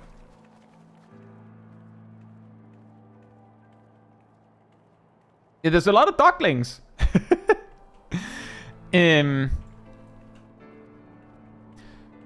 But when you do the thing Bertwellcon mentioned, and I'm not trying to like throw anyone under the bus, but the middle path of only pulling the dragon slightly out is basically, well, if I keep the dragon in the center, then people will get mad, and I don't want to drag it all the way to Narnia. That's annoying, so I'll just not do that. But if you put it halfway, then you basically lose the advantage of having the dragon in the center, but it's also so close to the center that the potential advantage of having the skeletons have a little bit further to run is nearly gone, because there's so little extra distance for them to run. So you're basically choosing the middle and getting neither of the advantages, which I think is a little funny.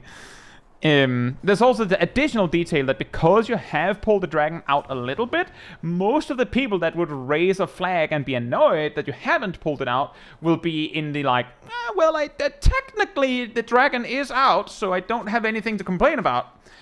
And the people that would rather have the dragon in the center will possibly just be happy that it isn't in Narnia.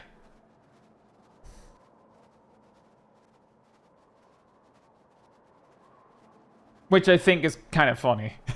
I'll say, Costa, hope you're doing well, and Happy New Year!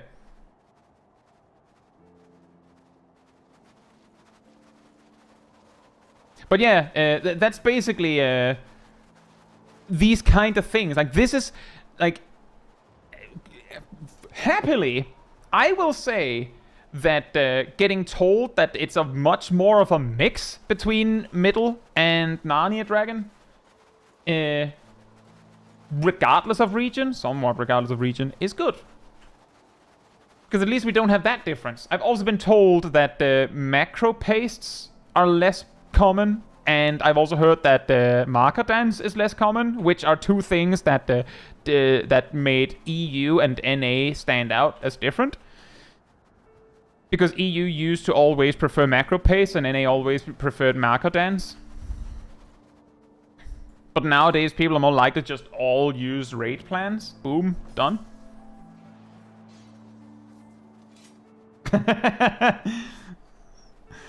I think I have a sightseeing spot in Solution 9, and there was someone. It happened to be in the background in one of my videos, and someone was was getting really annoyed. Like they were, it sounded like they were genuinely frustrated that I had left it, as if they thought that I legitimately put it there and just didn't do it just to be annoying. I didn't do it not to be just to be annoying. I didn't do it because I think it is funny. Deadman says, what even are those things? If you unlock the feature known as the sightseeing log, you will see these orbs around the place that will tell you to go and step in it and then do an emote. And then you get the progress on your sightseeing log. If you haven't unlocked it, you will not see them. Enmity says NA still does marker dance even with raid plans. Oh, well, okay then. Well, okay then.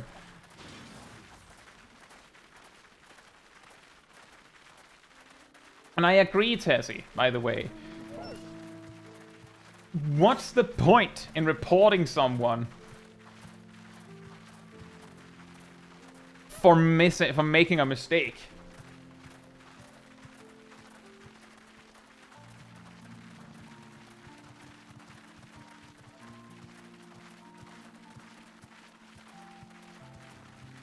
What's interesting there, Iverian, is... So I put out a Savage starter guide at some point in Dawntrail.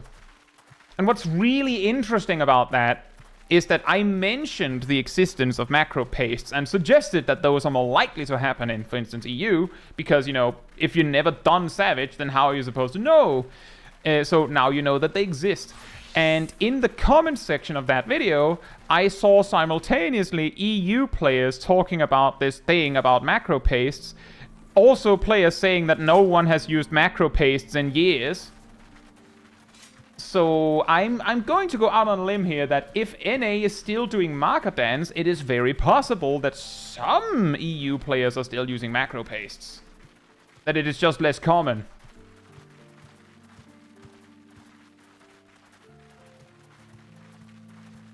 I'm just saying, I used a macro paste at the start of Dawntrail. So excuse me for being old school. We had a macro paste for Valiamanda.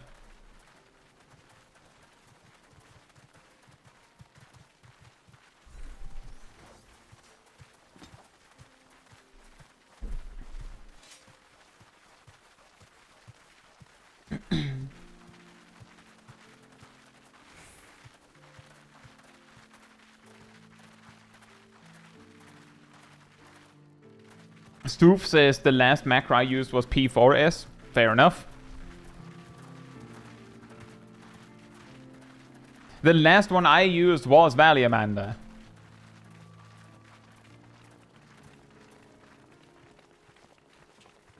Grim Raven says, I don't know what macro pastes are. Do I have one? Don't think I have one anymore. I cleaned out everything. Basically, macro pastes are a bit like stuff like this, just way more elaborate. Like just a huge schema, you could say, on 15 lines that indicate where to stand, what to do based on your specific role. It's extremely condensed information. And the reason why macro pastes would like fall out of popularity as a result... Actually, let's just stand outside. The inside gets a little crazy, I think, with this many people. Because raid plans are effectively more elaborate versions of macro pastes, there's no need to use macro pastes. So it makes sense that they would drop massively in popularity with the opposing rise in raid plan popularity. And I could imagine, just saying right now that oh, I still have that one, of course. If strategy boards really take hold, then there's no point in having a macro paste.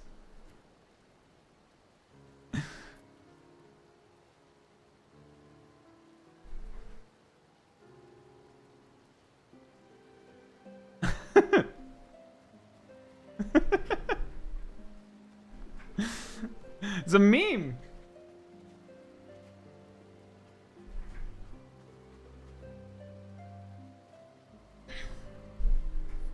Every board that I've received, aside from one, like this has technically been information. But the rest, we have a loss, sans, and this.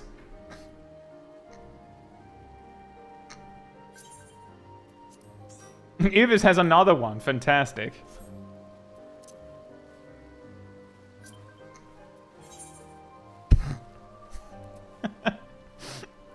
Yeah, that's the FRU strat, isn't it?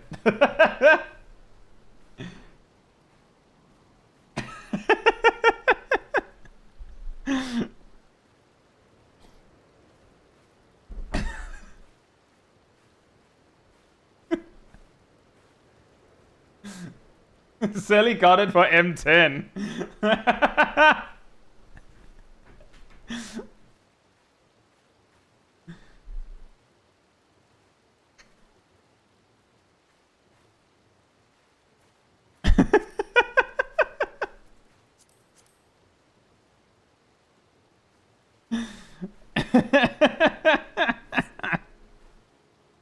Oh, that's a good one.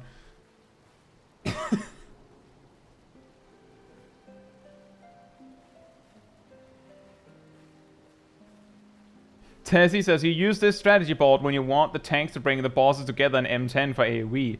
See, a funny thing is that pretty much all but one.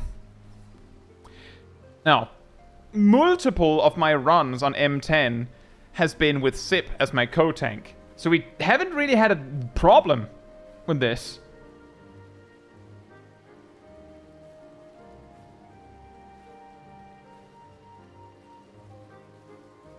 Like, not really. On a different note, let me just check my list of clips.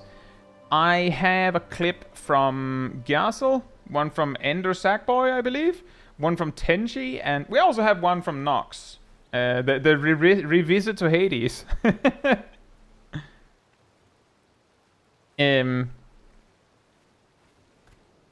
So if you're here, let me know.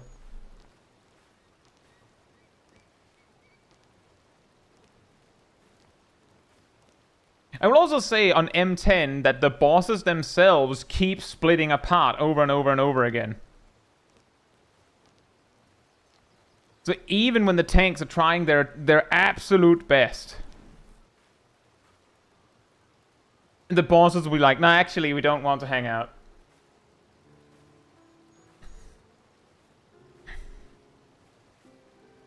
Hey, Dean, hope you're doing well.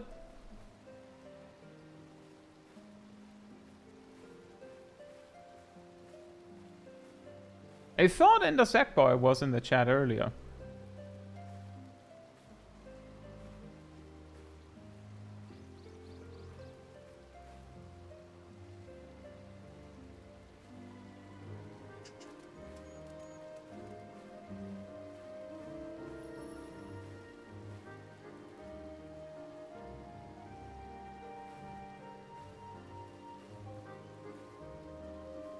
Yep, you're there. Well, then we could check that one. Hmm?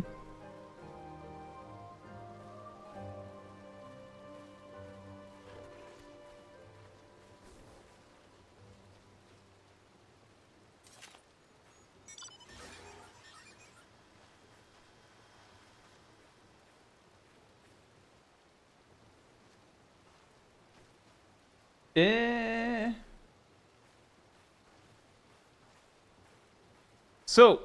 a little bit ago, I think the last one, Ender Sackboy had showed off some of their Astrologian gameplay, and we talked a little bit about that. They've practiced a bit more and put this shot together to demonstrate the improvement, I'm guessing.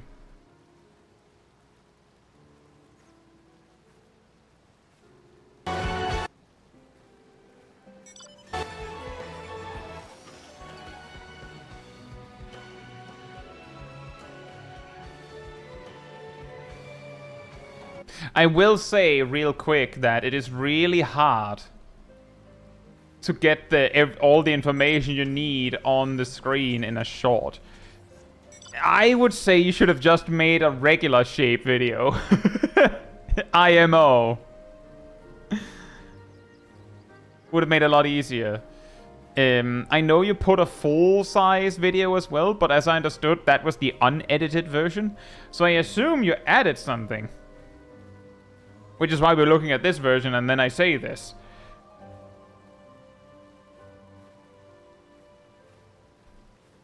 I'm saying that because I've had, like... I think I had something like that for every single one of my healer shots back in Endwalker. Was that on one or two of them, I had a specific UI where I had moved the party list to, like, here. So that I didn't have to edit it. And then for the others, I just edited it to move it in there.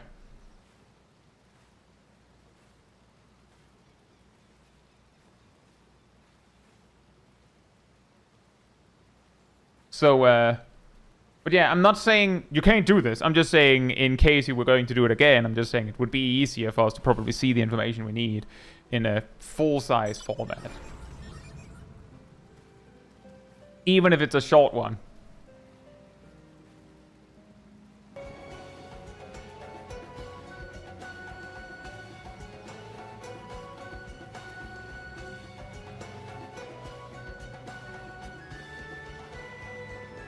Like, case in point, because you had to choose what information that was important, you may remember that last time, part of the information that I needed to review what you were doing was your job gauge.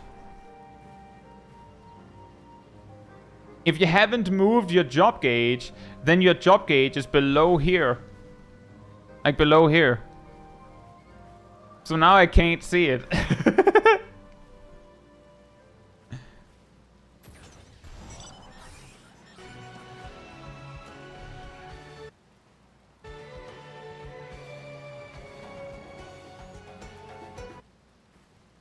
Let me just try from the start again.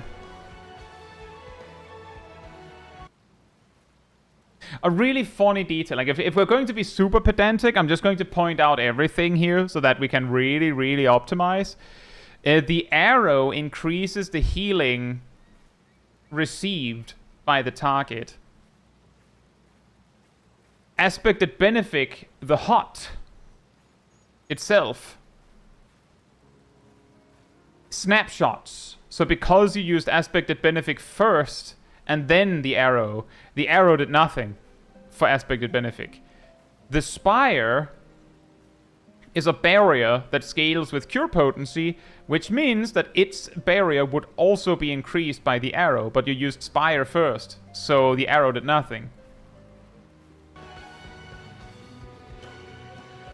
So in this specific sequence, optimally, you had gone arrow, spire, aspected benefic. Like, if we're going to be super pedantic, that's what you could have done to get more value out of the arrow.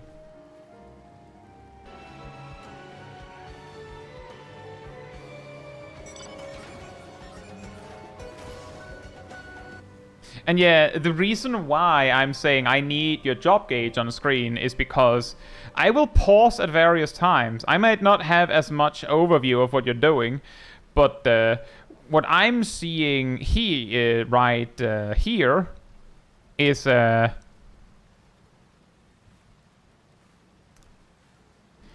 what? Oh, there's your draw. And there are some of your cards. And your draw's there, and there are some of your cards. But if your job gauge was somewhere, then I could just look at your job gauge to see what needs to happen instead of being like, oh, now they're here, now they're here, now they're here, now they're here, now they're here, now they're here. I actually, a long time ago at this point, I specifically requested that when Gassel puts in clips, he has to put his hotbars with the keybinds somewhere on the screen. Because Gassel doesn't use those, he just hides them. And then just has like a cooldown manager in the bottom. But I need to know what is being pressed to be able to judge it. So a pro tip for getting more useful advice out of, for instance, me or someone else is include as much information as you can, because you don't know what information I need to be able to give you good advice.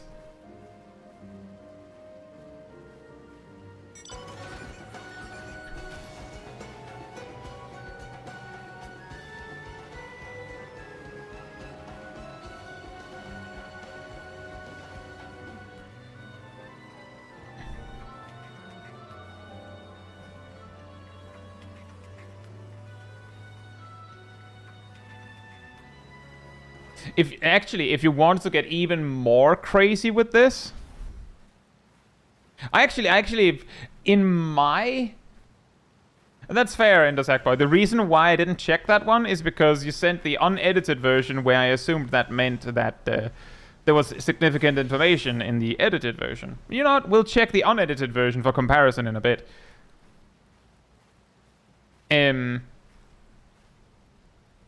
In my Astrologian short for Endwalker, I believe I show off exactly how insanely stacked you can go with your prep. That's of course the Endwalker version, so you don't have all of the cards in the same way. But just to really underline how ridiculous your prep can be, is... as the tank is, running up to the enemies, like there's nothing to attack yet, you can, hypothetically, you don't need all this, but hypothetically, you could go Arrow, because healing bonus, Celestial Intersection, Barbaria, Horoscope, because the heal there, Aspected, or Helios Conjunction or Aspected Helios, because that will both put a region up, but it will also boost Horoscope. Then Spire, and then Aspected Benefic. And just to be clear, the way you would cast this is either with Swift Cast or with Light Speed. You don't need all that, but that's a demonstration of how much you can just dump everything on the tank before they even start pulling. And the specific reason why Arrow goes first like that is because it increases the healing of everything.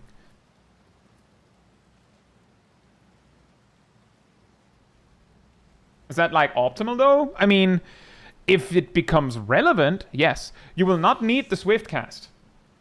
So it isn't costing you anything to put that conjunction up if there's no attackable target yet.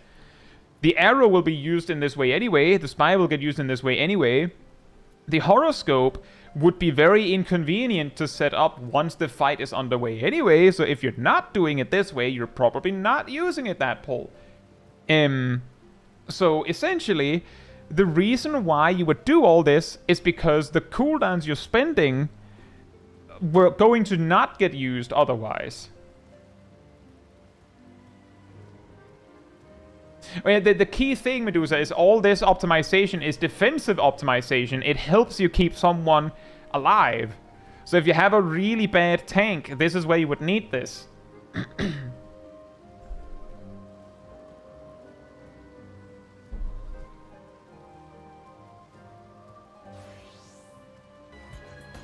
Actually, speaking of, if you want to get super optimizey about it, is once you get into the battle, in the real battle, you're going to be spamming gravity, of course, but you could, in addition to weave Celestial Intersection if it's available, when the tank's barrier runs out, and using Exaltation and Celestial Opposition, all that healing, you could also just, in between your GCDs, just quickly waboom, Make sure you're standing next to the tank so they get the regen on top.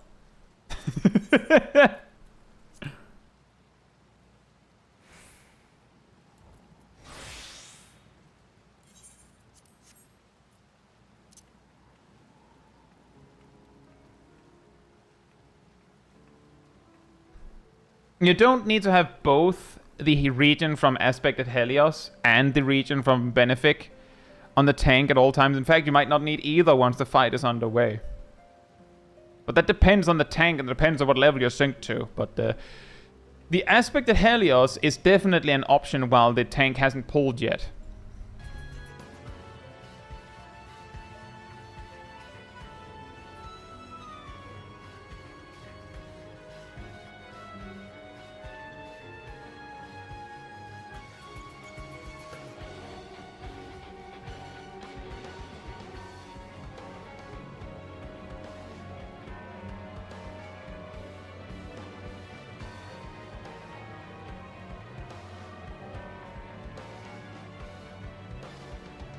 That's pretty smart.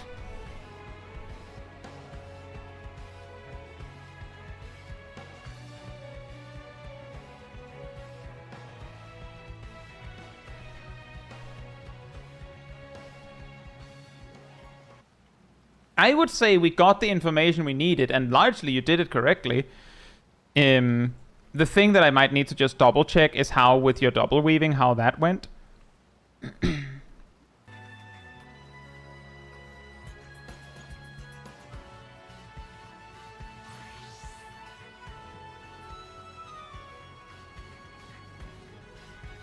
Yep, looks good.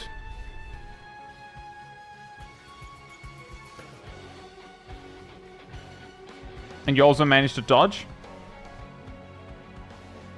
And yeah, then you have the space to weave defensives now because you finished. Very good. Perfect. I want to point out that this reason why I'm like, let's just check how you weaved mattered.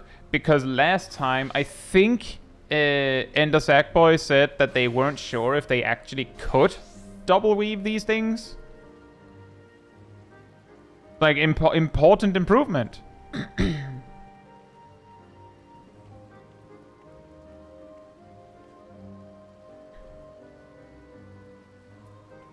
Stellar Explosion says Horoscope on its own has a pretty small heal, but it is an OGCD, so it's free. Using it at the start along with everything else might well just waste it due to Earthly Star topping off the tank. Oh, no. There's something you're missing there, Stellar Explosion. Something really important you're missing there. If you just click Horoscope, but don't do anything more with it, then Horoscope is a 200 potency heal that will pop either when you click it or after 10 seconds.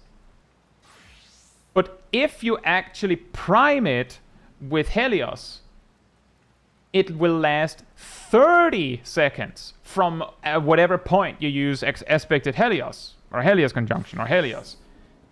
And it will heal twice as much, 400 cure potency. 400 cure potency is not a huge amount, but admittedly, it is like close to like half to 2/3 of what the Earthly Star heals. But 30 seconds is long enough that Earthly Star can be placed and detonated, and then Horoscope can proc. So I don't think it's going to like splat into everything else as badly as you'd suggest. But I will also say that when I'm playing Astrologian, it is incredibly rare that I would actually do this setup. So I'm not saying like, no, you're wrong, you need to prime your Horoscope. Sometimes Horoscope is just something where you're like, oh, I need to heal the tank more, and then you just 200 cure potency is 200 cure potency. We just send that. Like, it's more than 0, so we take that. But I'm just saying that it's not so likely that it'll be wasted.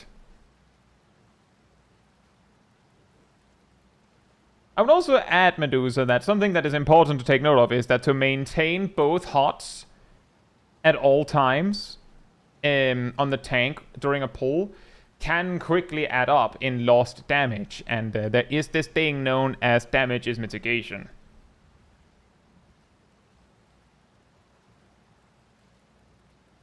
Which is to say, if you spend a lot of GCDs on that, then you might quickly find that the fight starts to drag out. But again, what you need and what you don't need can vary depending on what level you are. Like at low levels, maintaining aspected benefic can be crucial, because if that isn't enough, then you have to use Essential Dignity, and if that isn't enough, then you have to GCD heal.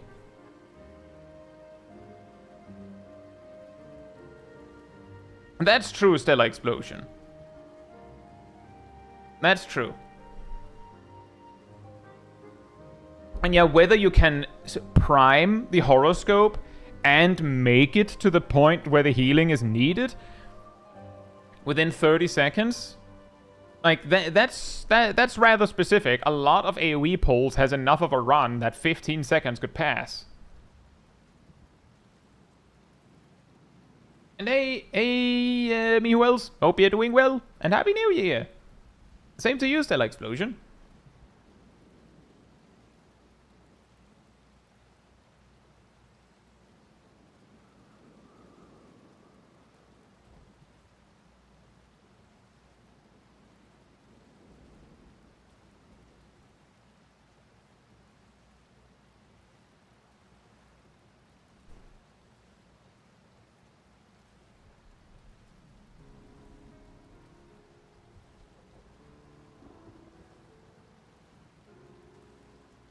Gessel says, on the flip side, you could just hold on to your other resource a bit until horoscope pops. Yeah, both horoscope and earthly star are things that are rather convenient to set up in advance. I think there's a little bit less of this with Dawntrail Astrologian. In Endwalker, I feel like there was something a bit more to this, that setting up your burst just right meant that you could have several GCDs where you didn't really have any room.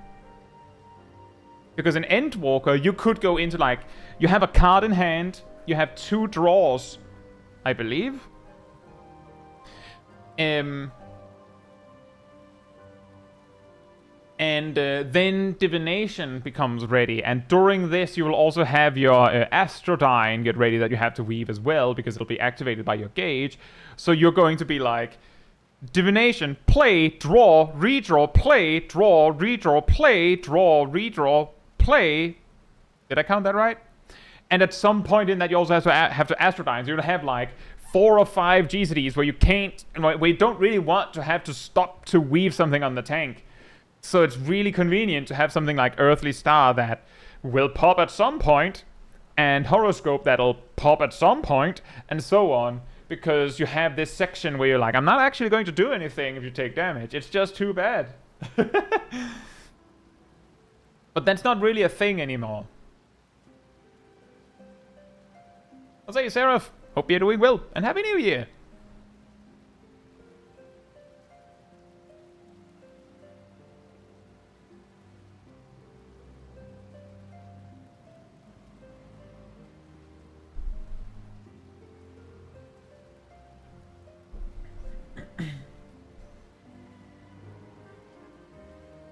I can't wait to see how the card system will change again in 8.0.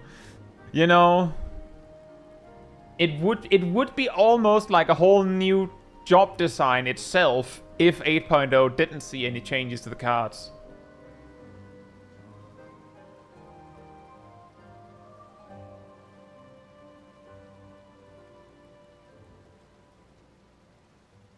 But Astrologian gets Balatro cards.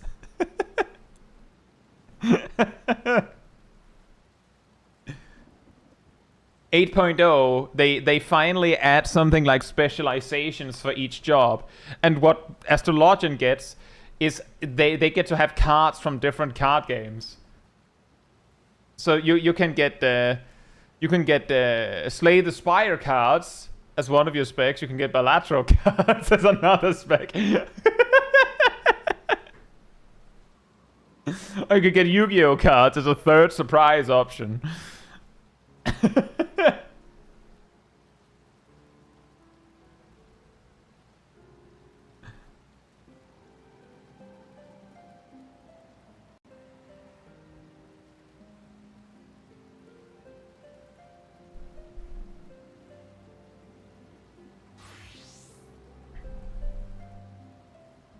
Yeah, in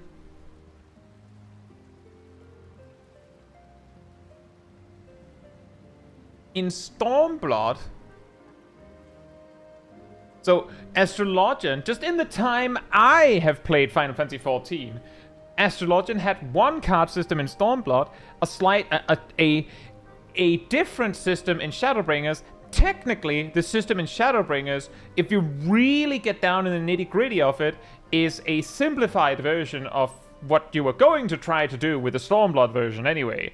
Then the Endwalker version decided to change that, and then the Dawntrail version decided, like, throw it all out the window and try again. So, for those that weren't there, I think I've explained this one a few times, but for those that never experienced, like, super old school Astrologian, the Stormblood version, if I recall correctly, the cooldown on draw didn't start if you hadn't played your card. Furthermore, the card you had in your hand had a duration, so you couldn't just sit on it.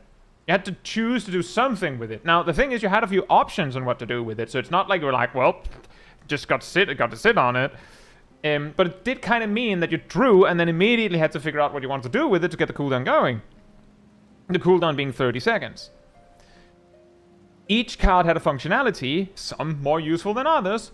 The balance increased damage output, and let's just say that I believe in Heavensward, or at least somewhere around Heavensward and Stormblood, there was a period where the balance actually, no joke, increased the damage of the target by like 20%. 10 or 20%. It was insane.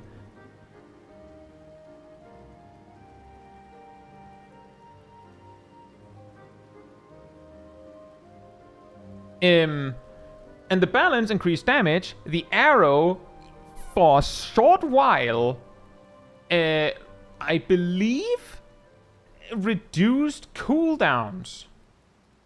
But then was changed to just be essentially haste. Like, it reduced your G-city and time between attacks. The spear increased crit chance. The ewer basically restored MP over time. It was like casting Lucid Dreaming on someone. A weaker Lucid Dreaming. The bowl reduced damage taken, and again, there was a time, I believe in Stormblood, you could in fact have the bowl be 20% damage reduction for 30 seconds. So yes, Astrologian just had better Rampart in a card. You specifically had to prime it with an additional ability, but I'll get to that. And the Spire made you restore TP. You know, the removed resource. And made you restore TP. Now, the things you could do with these cards was, one option you had was Spread, which meant that you basically just grabbed your card and threw it over into your other hand. And then you could just hold it until you wanted to use it. You just decided to store it for later. So if you got the balance, you were like, fantastic, yoink, and just pocket that one for later. Then you had Minor Arcana, which may sound familiar, where you could just turn it into Lord or Lady of Crowns at random, and they kind of do what they do now, except they were single target. So Lady was a single target heal, and Lord was a single target damage at random. So you could basically, that was your way to just trash a card that you didn't want. Because that could happen. There's sometimes were cards you just didn't want. Then you could also use Royal Road. And Royal Road meant that you sacrificed the card in hand to buff your next card. And it was essentially, I believe it was balance and bowl, the one that increased or reduced damage, made your next card 50% stronger. Initially it was, I think there was a time frame where it was 100%, but it was 50% stronger. Spear and arrow made the next card twice as long. So it would, in Stormblood, go from 15 second duration to 30 second duration.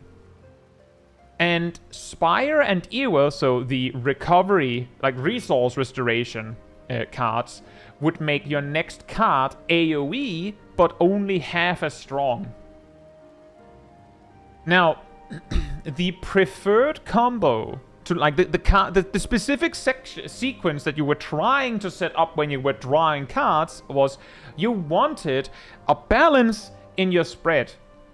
You wanted a Spire or an Ewer to Royal Road, and then you wanted additionally, preferably another balance, but any damage increasing card would do, but preferably another balance. And then, for your big fireworks burst, you used a balance for a raid-wide damage boost, and then you gave an additional balance. They didn't stack, if I recall correctly, but you gave the normal balance to, you know, the big shot, biggest DPS you had. We are still on Ravana, dead man, over on Materia. And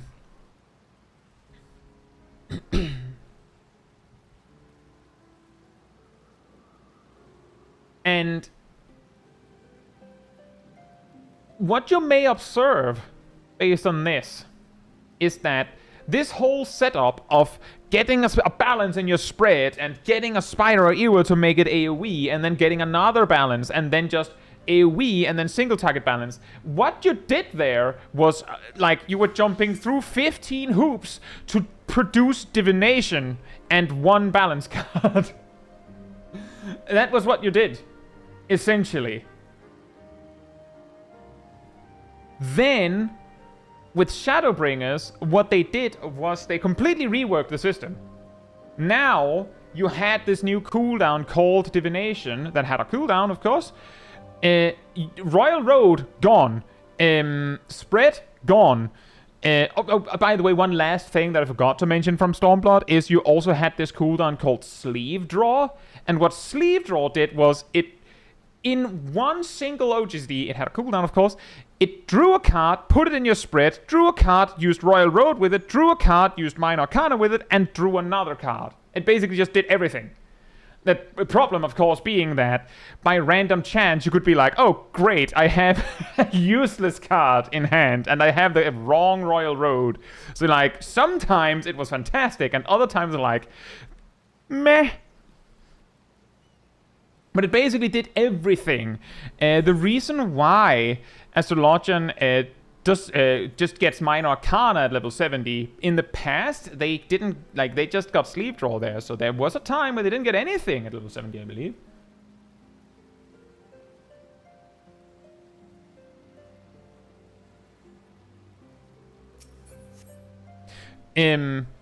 But with Shadowbringers, they basically simplified it so that I think it was already there that they had simplified the functionality of all of the cards.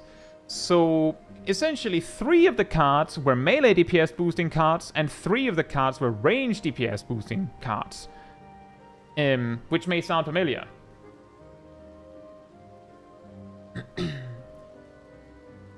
And I believe Sleeve Draw was changed to just be like an additional draw on a cooldown. So you had draw and then you had longer cooldown draw or something like that. I can't quite remember. But the key thing is that the way the divination worked was that it increased the damage output based on how many stickers you had gotten. And each melee boosting and range boosting card was like pairwise. And you needed a sticker from each pair. So you tried your best to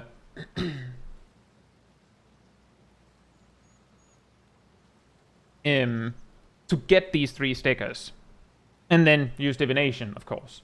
Which ultimately meant that once you had gotten through and gotten your 3 stickers, you used divination and play the damage card on your strongest DPS.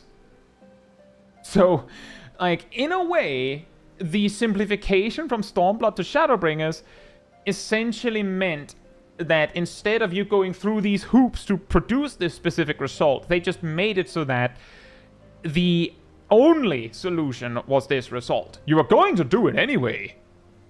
Now it's just your only option. And then in Endwalker, they decided that, no, actually it kind of sucks, because I believe they had reduced the cooldown of divination, so now it got stricter.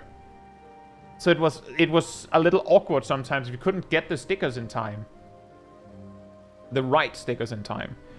So in Endwalker, they made divination just a regular raid buff with no build-up. Instead, the stickers was used for Astrodyne, which did something based on how many different stickers you managed to collect for each Astrodyne.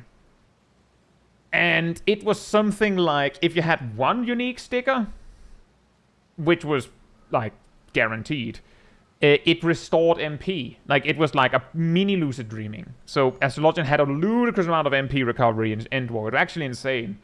Then, if you got 2 unique stickers, which if you just tried, was 100% of the time, then it gave you, like, half the power of a presence of mind. Something like that.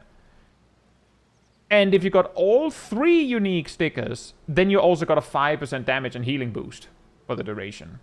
And if you were playing into the stickers, then the probability of you getting that result was like 2/3, if I remember my math correctly.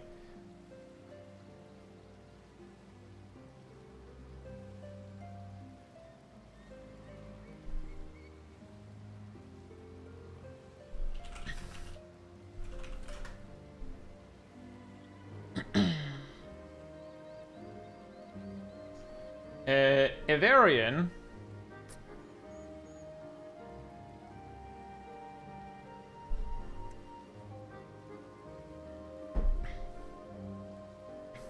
Be careful. Because I do actually know my facts.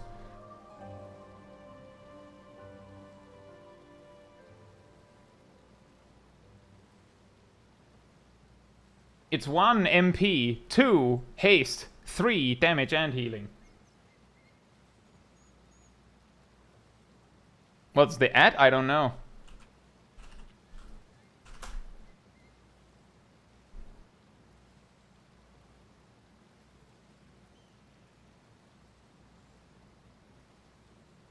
Oh yeah, you're right. And then very quickly, like we're talking 3 weeks or so, 3 or 4 weeks, they changed it to just 1 card. Yeah, the key here, Evarian, is that I made guides for Astrologians, so the only thing that I would miss is, for instance, if they reworked the thing early Endwalker, so early that I didn't even have it leveled fully yet, for Endwalker specifically, such as Sleeve Draw getting changed within 4 weeks. In Shadowbringers. Sorry. But I made guides for all of the jobs in Endwalker, so I knew this.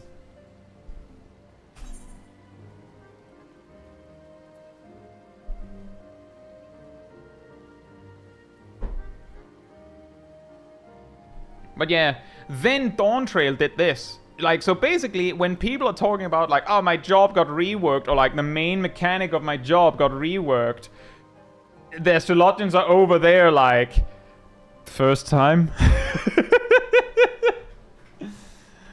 Thank you for watching them, Stroimex.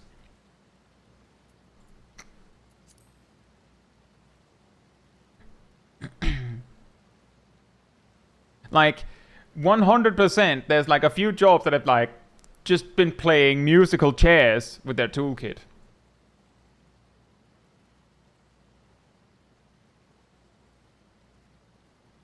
Walking anywhere else? Yeah, we should probably keep walking a bit.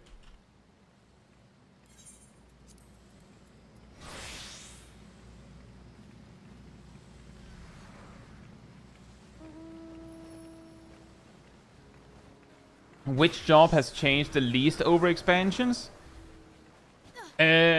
before I can answer that, Silva, my question to you is changed the least? It's the closest to the first version of the job?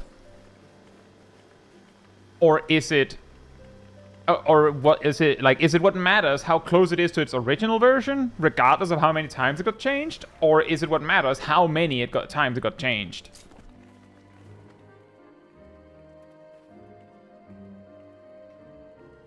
And also, do more recent jobs get disqualified?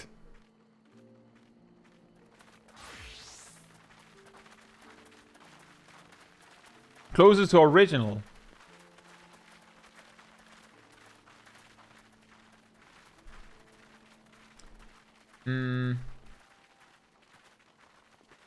Yeah, that would probably be White Mage or Warrior, as Ivarian said. The main big things that has changed for Warrior is with Stormblood, it got a gauge instead of just having stacks of a buff. It lost its enmity combo. It lost a dot it could manage. That also happened with Stormblood, by the way, not Shadowbringers.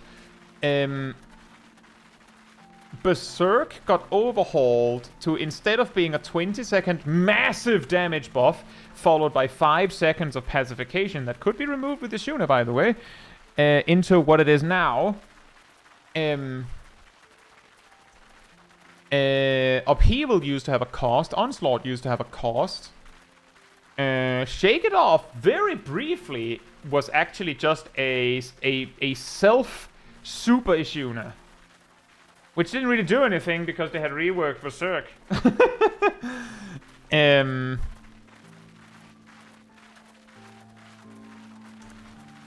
Warrior used to maintain the slashing down debuff. So yeah, Warrior is probably extremely close to the original. Hey Kevin, hope you're doing well, and Happy New Year. Same to everyone else that came in. By comparison, White Mage lost Arrow 3. Used to be an AoE dot they could apply. With Shadowbringers, their Secret of the Lily mechanic was reworked.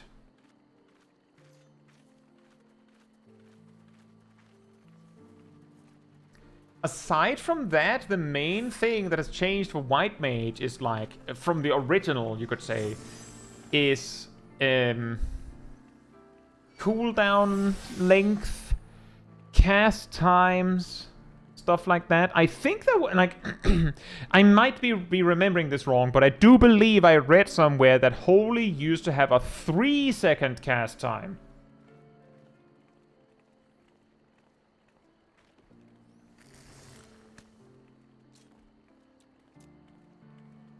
Asymmetricon says, given how important lilies are to White Mage's GCDs now, I'd say they've functionally changed a lot. Yeah, the big complexity here is, where do we draw the line? Warrior at level 50 plays, aside from the enmity combo, plays aside from the enmity combo being gone and Berserk being reworked, Warrior plays extremely closely to what it played at, like, in A Realm Reborn, I'd say. There's, like, the enmity changes and Berserk. White Mage, at level 50, the only difference is they don't have cleric stands to worry about, and their cast times are shorter. And Holy is cheaper, I think.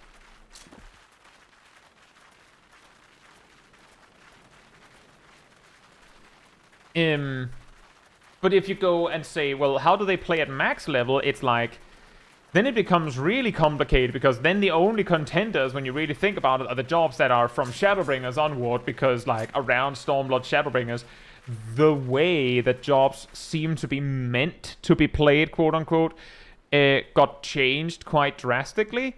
So the jobs that got released around then would be extremely close to their original design, right?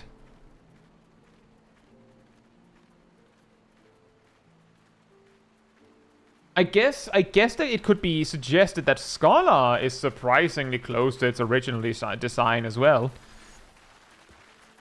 Surprisingly close, because there's so many things that have changed about Scholar, but ultimately, the way that it plays at max level, offensively speaking, it has 1 less dot, 2, depending on where the cutoff goes, because there was a time where Scholar could apply Bio 1, 2, and Miasma. And actually Miasma 2.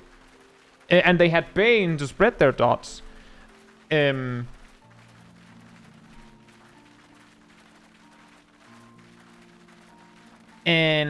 their pet had more options and things like that. So it gets really difficult. It gets really difficult to answer the question, because exactly what we mean by change the least depends on what we're measuring on.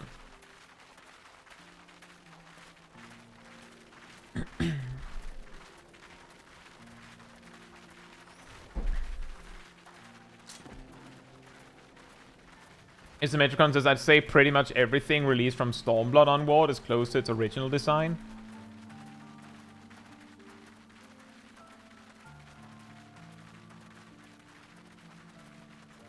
Yeah.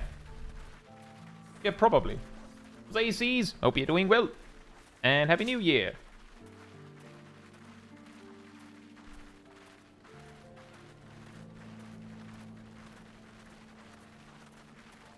Sage and Reaper are close to release. Yeah, well, they've had one whole expansion to get changed.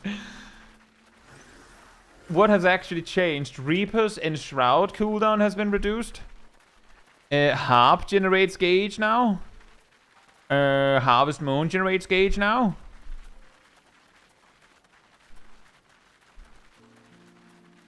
Is that it?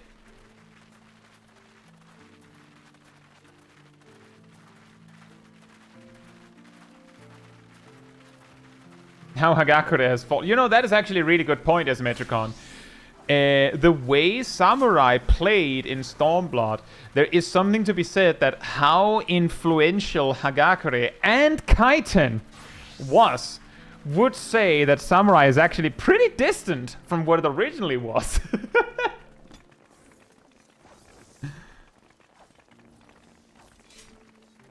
But then there's the argument of how much did that matter? It's not that distant. It's not that far. Ayanza, hope you're doing well, and Happy New Year!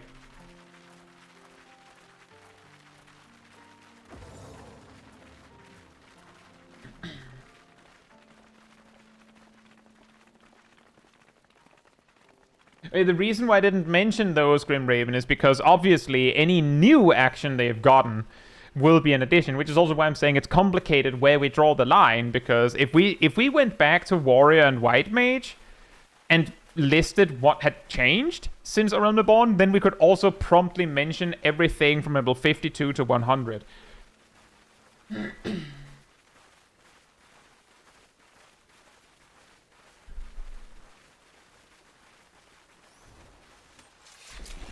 Yeah, I did them all, Mistel.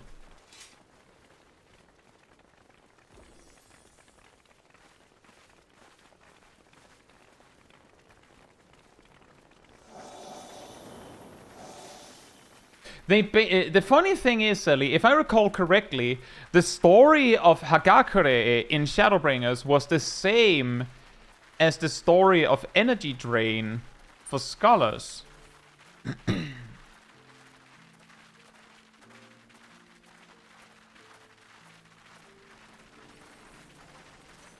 So for those that don't know that one, when Shadowbringers released, they decided that they wanted to differentiate between Summoner and Scholar a bit more. So they wanted Scholar to generate their Etherflow continually with the Etherflow button.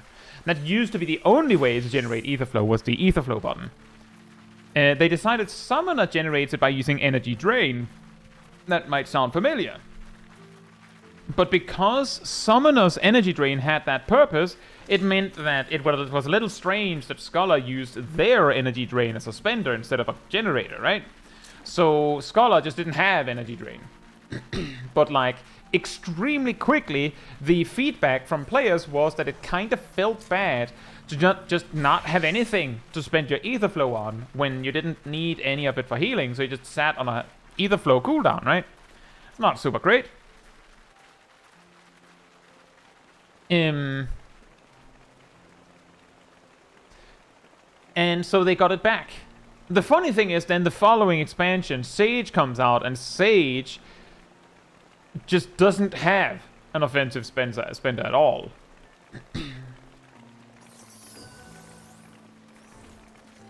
In a similar fashion, Samurai's Hagakure in Stormblood, if I recall correctly, it just like it does now, it consumed your stickers for 20 gauge each, rather than what it does now. And it had I think a 40-second cooldown, something like that. And people sat down, did the math, and discovered, lo and behold, that it was a damage gain to use Hagakure on cooldown. It was better to just have gauge to use on Kaiten or Shinten instead of using Midara Setsugeka, because you could spend the gauge while also doing a GCD. So it was better to just turn it into gauge if you could. Then, with Shadowbringers, the developers were like, well, we actually kind of want you to use the cool finisher moves. So they replaced Hagakure with Ikishoten, which is a 2-minute cooldown that just gives you 50 gauge. Boom. But because they replaced it, it meant that you didn't have Hagakure anymore. And the thing is, in addition to the, 10-key generator use that it offered, it also offered the ability to manage your stickers. Like, if you had 2 stickers and you actually wanted to use Higanbana next, not Midara Setsugeka, then the only way to do that was to use Tenkagoken to just yeet your stickers and then produce Higanbana from there. Additionally, as Sally mentioned, if you already had 2 or 3 stickers, but your buffs had run out due to downtime or something, again, you may have preferred to just get rid of your stickers and make new damage buffs. Probably not worth it. But hypothetically. So they gave back Hagakure because at least it functions as a management tool. You can choose to get rid of your stickers if that's what you want to do.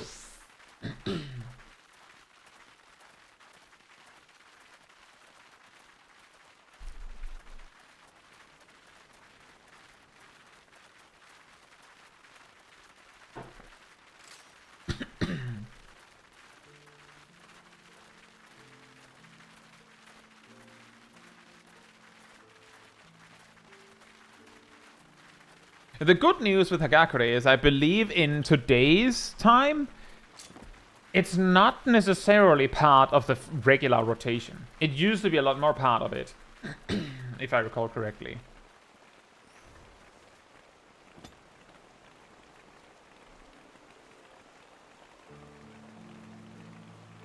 I feel like the story with Kaiten is a lot funnier.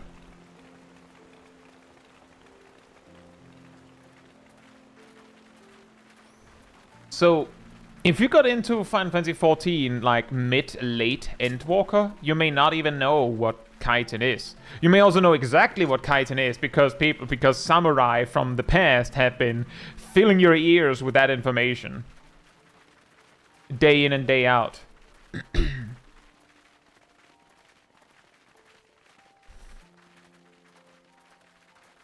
But if you don't know, what Kaiten did was simply, but for 20 Kenki, so just 20, not 25, just 20, your next weapon skill does 50% more damage. That was all it did. Which essentially meant that you used it every time you're going to use an EI Jutsu. Every time. Assuming you had the Kenki. Now, I say that, but the only time where that was really a thing, except for if you accidentally mismanaged your resources, was in the level range of 52 to 61. Because at level 62, you got a trait that basically made it so that all of your combos generated way more Kenki, so you typically had the Kenki to use Kaiten whenever you had a sticker. So it wasn't a problem. But at level 52 to 61, you generated like 20 Kenki in the time it took you to do the full build-up to Midara Setsugeka. So you actually had to choose, do I spend Kenki on boosting this Midara Setsugeka, or do I save it so I can boost the next Higanbana I place? And I'll say personally that the world where Samurai's Kenki generation was a little bit more precious is really annoying, like in retrospect was really annoying to deal with, because the level 52 to 61 range, like you had too little Kenki to work with. But at level 62 and onward, you had too much, which is like really funny. Shinten, the single target spender, used to be what you learned at level 62, because I guess the designer realized that they had given you too much and you needed a way to just dump it. And I feel like that's like a failure in design if you do that. Like you give them a gauge, make it really precious, and then 10 levels later you go, and never mind actually. Just never mind. That I think is a little bit of a shame.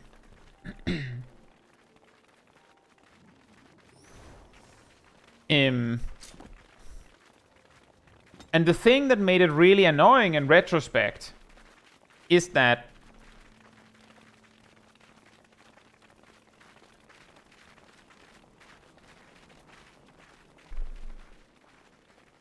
was that at level 52 you got Kaiten, right? So you wanted to use 20 Kenki every time you use a finisher, but you don't even have that. And then the other things you learn from level 52 to 60 is a gap closer that costs 10 Kenki that you will never have to spare.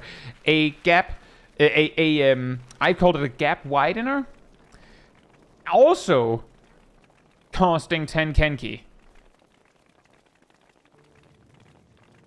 That you will not have to spare to use that. So basically from 52 to 60, you just got actions you couldn't use. And like, wow, this is really good. Imagine if I could use it. And then at level 60, you get your meditation that generates a lot of Kenki, technically, but, you know.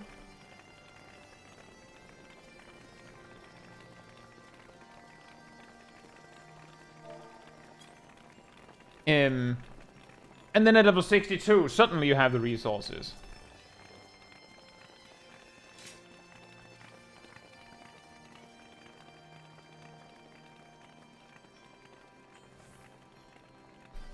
I also think it's really funny that now the original main thing that you got Kenki to use on is gone. So you have a couple spenders that typically are either so cheap that it doesn't matter, or it comes accompanying the gauge needed to spend it, in the case of Zanjin. And then you have one to dump the excess that you will have. And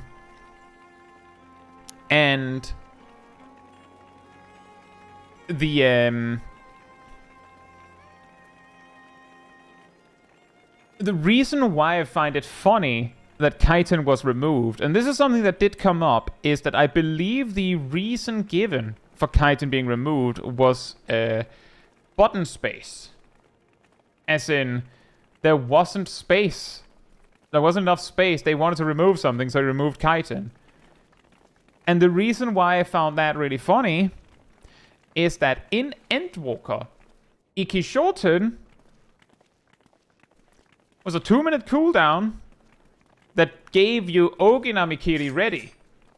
So there was no situation where Oginamikiri was available whilst Ikishoten was available. Ever. So they could have just, like you have seen before, just shoved Oginamikiri in under Ikishoten. They could have just done that.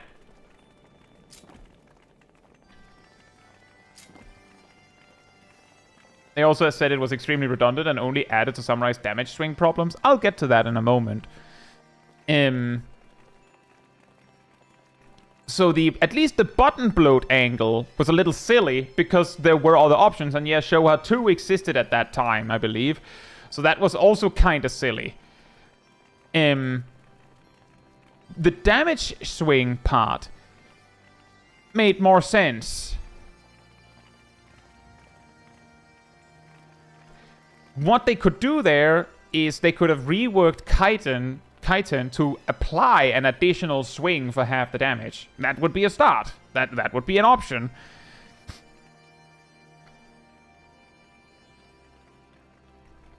So that is something they could do. And the it was extremely redundant part, I'm just saying that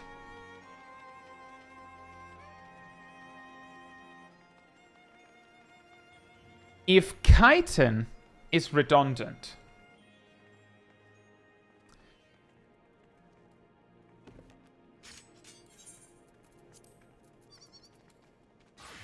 then what is this? What's this? And what's this? What are these? If not redundant.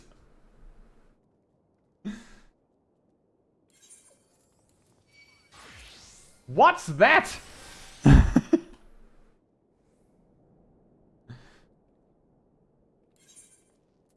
Oh, I know that you could go other angles as well, Asymmetricon. I'm specifically picking on actions that are after you do X, you have to press Y.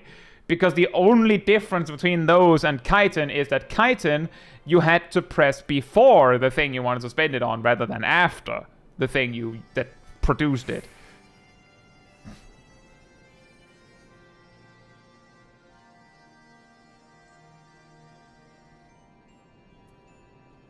It is a little bit funny, Sally, if Kaiten was considered redundant. Because the venting button made it redundant.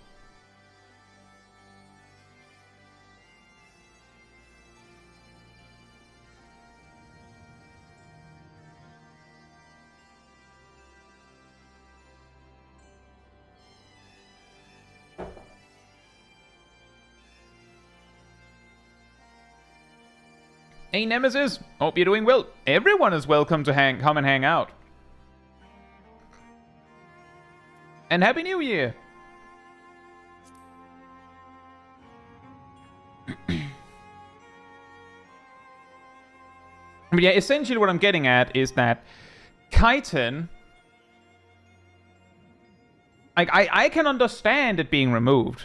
Like, arguably, it didn't add much. As you said, the way it boils down is you just press it before every EI Jutsu. Like, fair enough, right? But the moment that it becomes, well, you just press it for every EI Jutsu, it's like, yeah, but there's so many jobs that are just like, well, you just do this thing, and then you do this thing. It's like, yeah, that's the whole point of this video game that we're playing. We've all just decided this video game we're playing that that's how we do things. Like, you made the rules, Squeenix. You decided that we do it like that.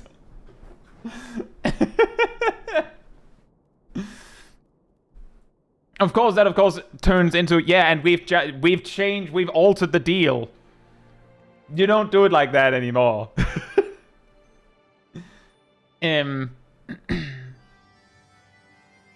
But I don't believe that, I'm pretty sure that they didn't outright say that they removed Kaiten because you just press it before every Ijutsu anyway. But if they had done so, then I would definitely be jumping to the, okay, why is continuation a thing? Why is the OGCD follow-ups for Viper thing. Why did you give Summon a the Mountain Buster follow-up? Why? It's the same thing, just in reverse, isn't it?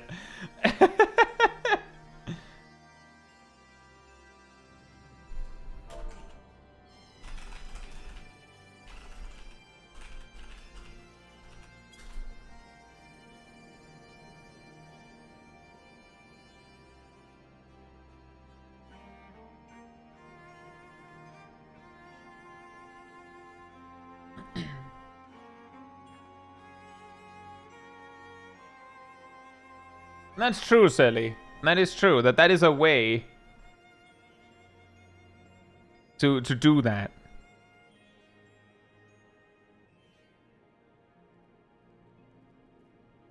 Jose Tenchi, hope you're doing well, and Happy New Year.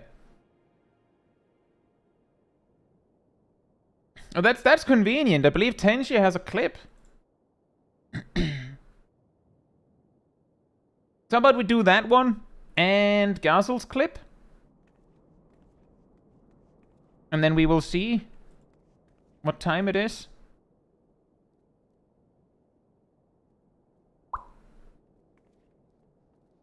It's a little blurry, but this was Tenshi's first clear of Ultima Weapon. You know, conveniently, because I can see you have just sent the last 3 minutes of recording. Conveniently, this is the part where it gets interesting. Ultima Weapon Extreme, just to clarify everyone. Ultima Weapon Extreme.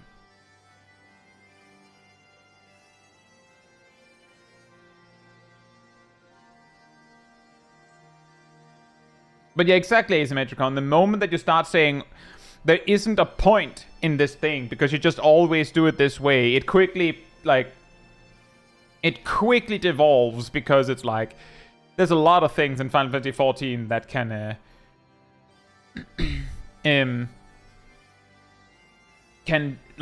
be described into you just do this and then this and then this.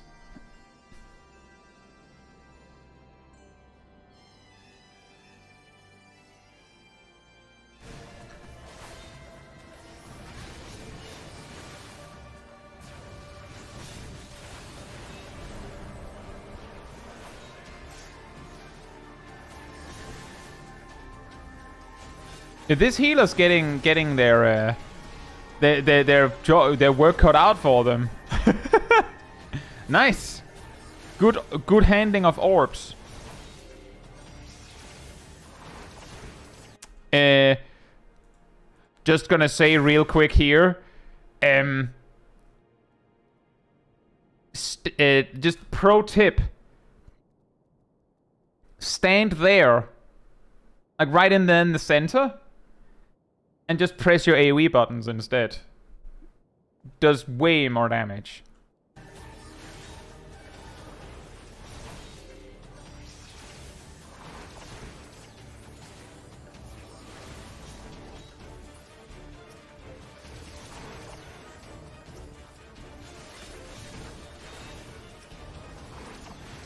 The only justification to attack them one at a time is if you actually can't AoE them, but you should be able to AoE them from the center there.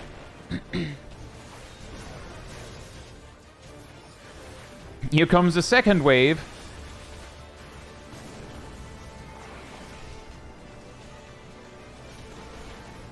Ooh. Uh-oh.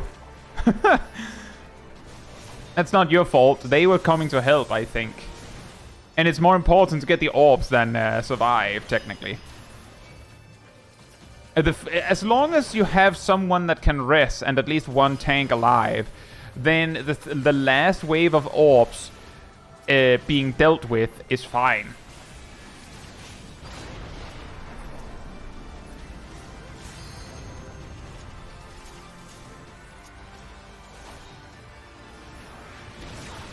Also, just one more thing.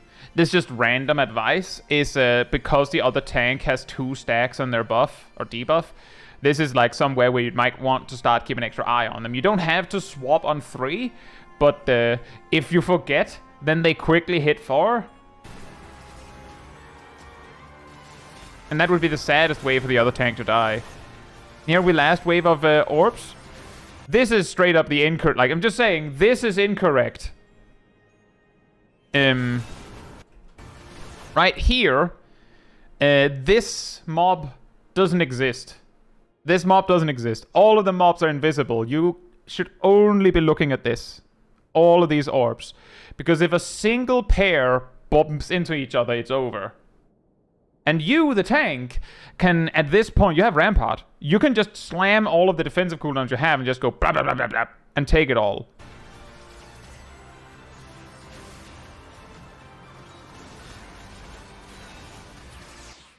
And let's just say that I think you could have saved at least 2 DPS from death if you had helped.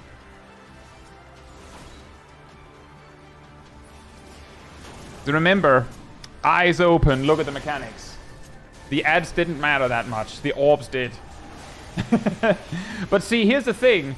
The fight is over. There's a tank alive that can tank the rest of the fight, and there's a healer alive. Nothing else is needed to beat this fight. Nothing.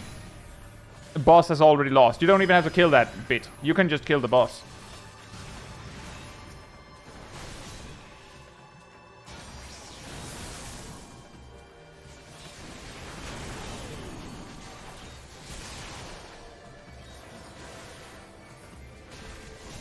And boom. Nice. Well done. As I said, a bit of a shame on the last set of orbs.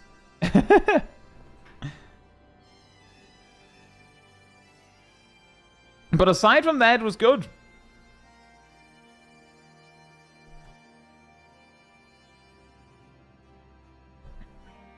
And then there was also some AoE stuff. Getting a little weird.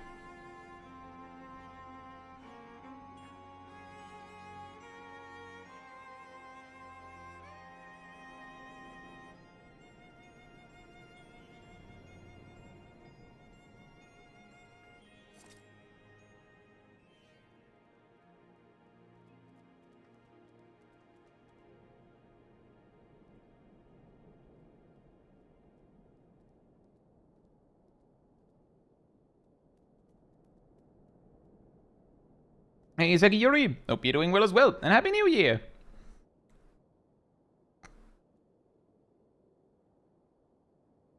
Tenshi, I believe you have to do a quest to unlock it. You might need to look that up. And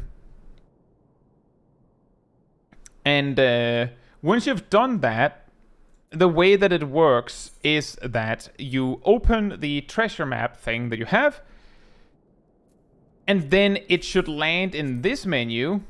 You just open it there, and it'll show you an image and the zone. If you click on the map, it should open the appropriate zone, and you find something on the map that resembles that, and you go to that spot, and then you use the dig command. And then you just do the fight there. Although, if you're actually level 50, it might be tough. If you don't have a map, they are acquired in Madonna for those specific maps that you need.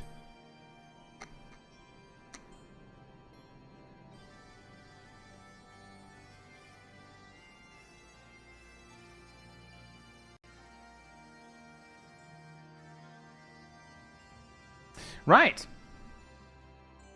Should we check out Gazel's go at Tsukuyomi Unreal?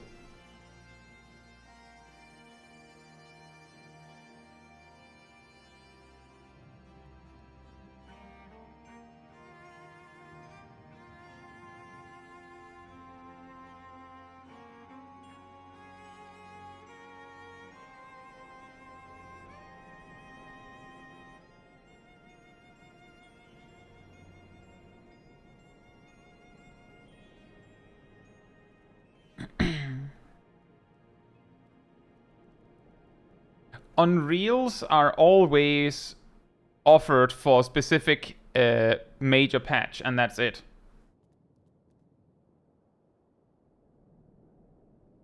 And then the next major patch, it'll be a different Unreal. But yeah, Tsukuyomi is surprisingly easy, because it's a very specific thing that you have to make sure you get right. Unreal's just synced up extremes, right? Yeah, they're basically extremes, boosted up to the level, to the current max level. It is weird that they decided to just toss Unreals when they're no longer the new one.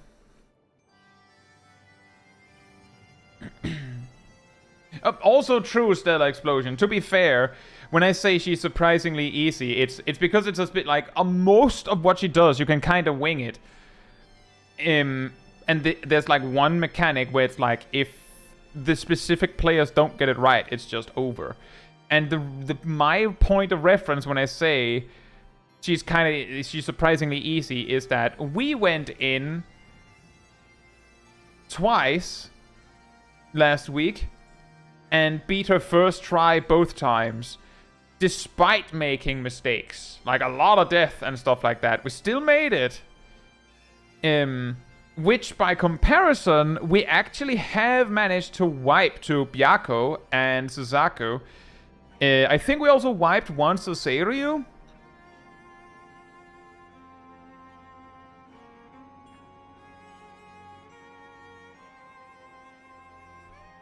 So...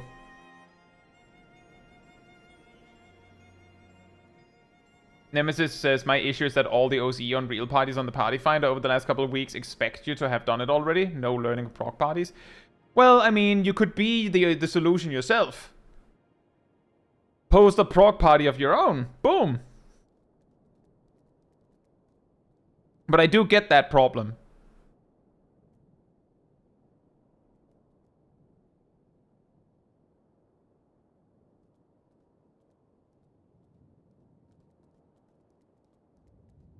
No, guys, learn it on Extreme or proc it on Blue Mage and whatnot doesn't solve the problem. You have to remember that I'm assuming Nemesis is unable to join parties that have the requirement that the duty is already completed.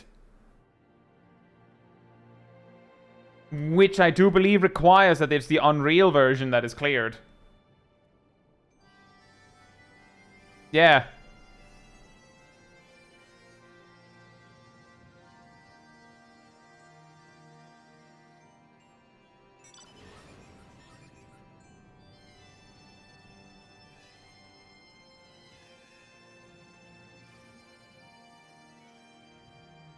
Shouldn't you be killing the two guys in the middle first?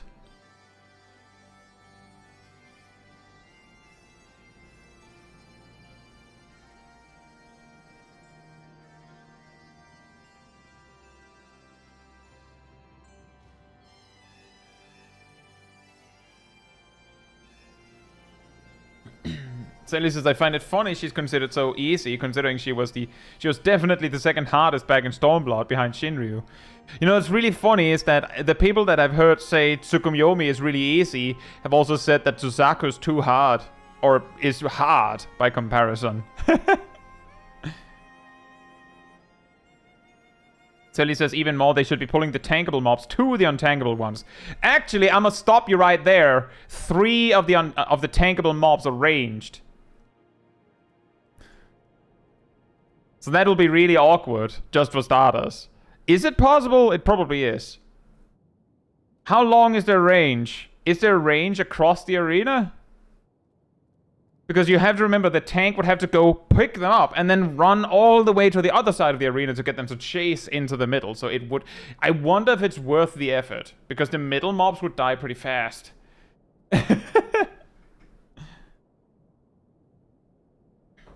But you could bring the melee ones to melee range.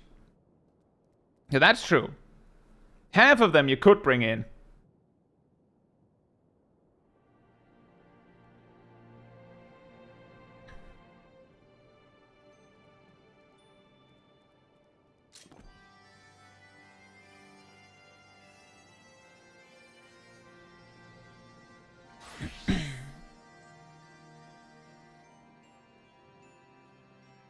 We go with pulling melee to range. Oh yeah, Gazel, the thing that I was confused by wasn't even that. The thing that confused me was that you all went and ganked the tankable ones first and just let Tsukuyomi get smacked by the untankable ones instead of killing them off first. That was what confused me. Like, are they not the bigger problem here?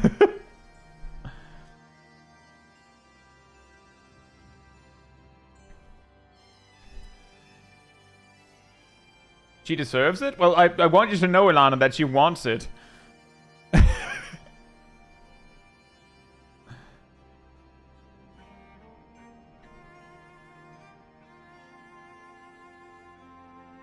You heard me.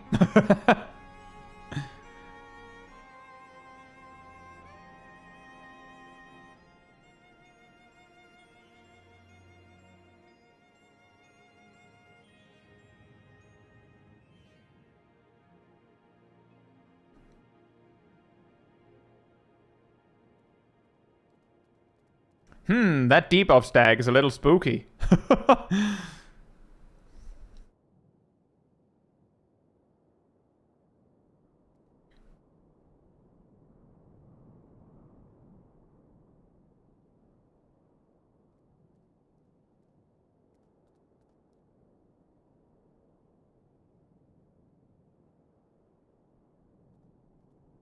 Oh.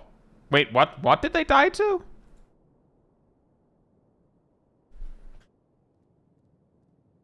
Oh. They got detonated. Okay.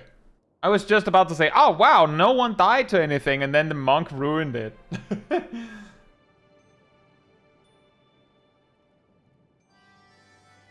I know, because the thing that made me worried was that, like, this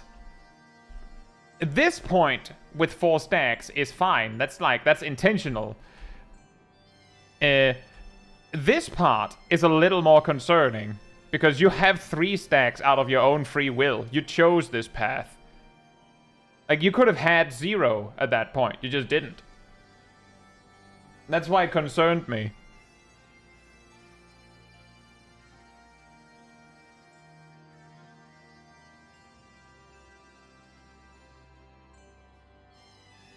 But I mean, you didn't die. So me being like, no, you did that wrong, is like me going, like, the counter to that is, but I didn't die, did I? So...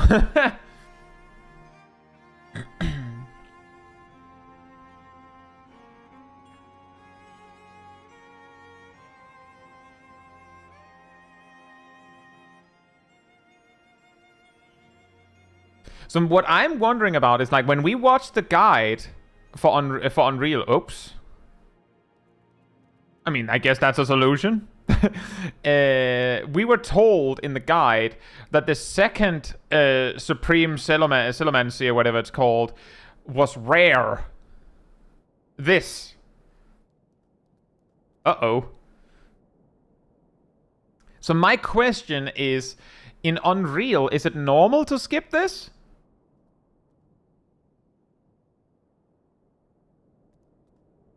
Variant says, I've never seen that skipped. I'm guessing that maybe Extreme synced down later in the expansion or something was easy enough that it was consistently skipped.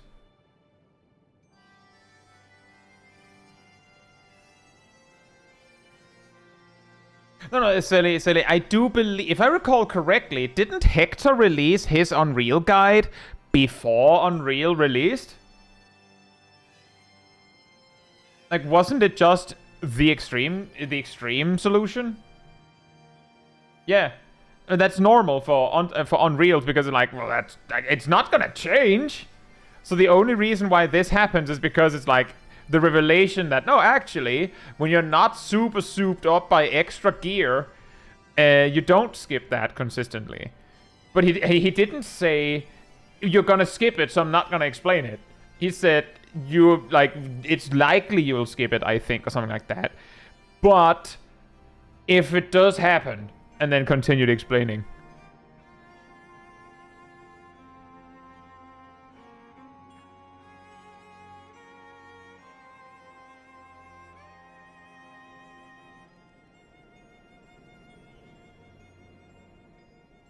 But that can also be difficult, because it can be difficult to, like, replicate the exact power level you would have had in the actual extreme.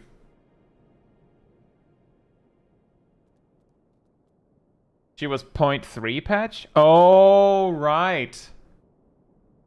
Right. She was Necron. She was Rubicante.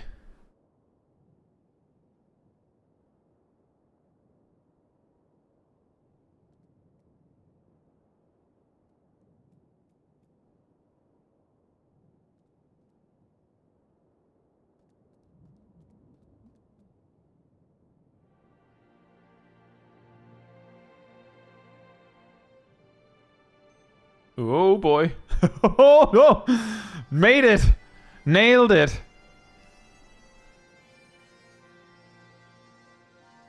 Jose Freemain, hope you're doing well. And Happy New Year!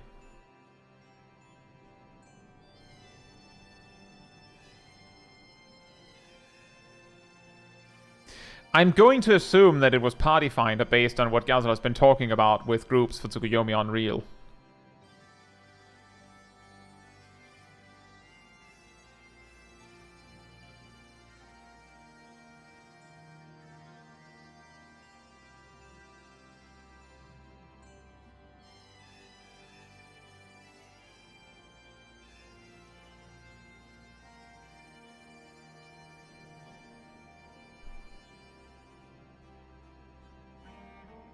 What I find interesting is if I don't recall you running Unreals for any other Unreals in Dawntrail or Endwalker. Do I remember that wrong, Gazelle?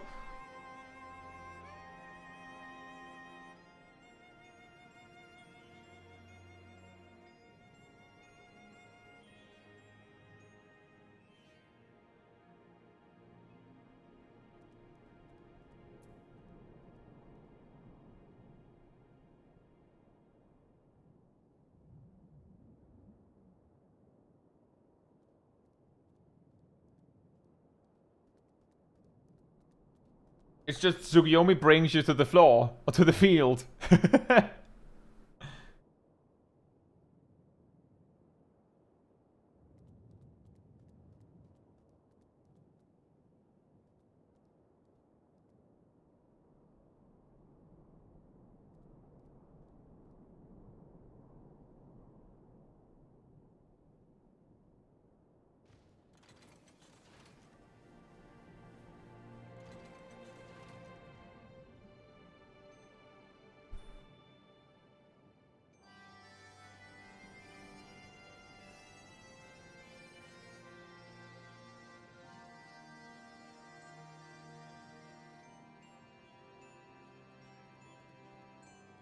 My best possible explanation for it, Tessie, is that the Unreals are put out with the with quote unquote tight tuning such that they are the quote unquote appropriate difficulty.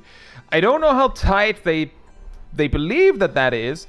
But if, hypothetically, they believe that it's actually that tight, then they could be like, yeah, but if we kept, say, Byakko Unreal around, then it wouldn't be the same now, because some jobs have gotten buffs and changes since. So now it's not, now we'd have to tune it again.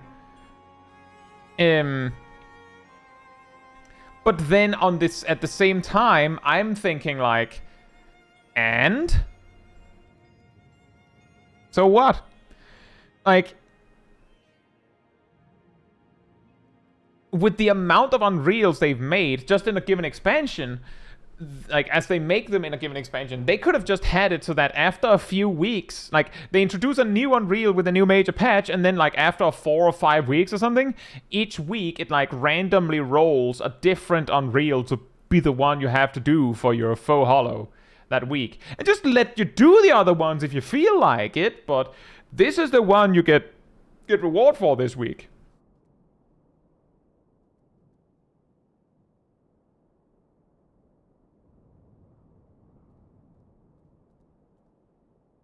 Uses this is I'm thinking Square Enix could do... This is something that Square Enix could do with the Quantum style. Yeah, that would be a way to scale that. That's a good point.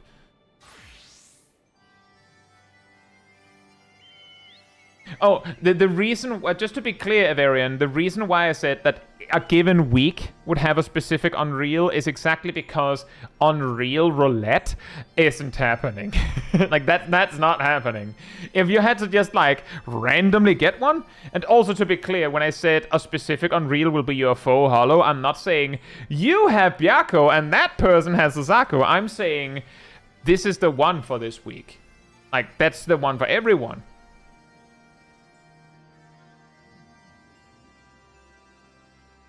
LZ says, just make the old ones give no reward if that matters. And yes, Sully says a lot of players will be like, yeah, but why would I do that when there's no reward? Which is really, it's really silly, and we have talked about this before. There's a surprising amount of players that, like, if some of you may recall from Endwalker, that some of the more hardcore players basically went, oh yeah, those criterions are really cool and very challenging. It's such a shame that the rewards aren't good, so I don't have any reason to run it ever again. They're just sitting there like...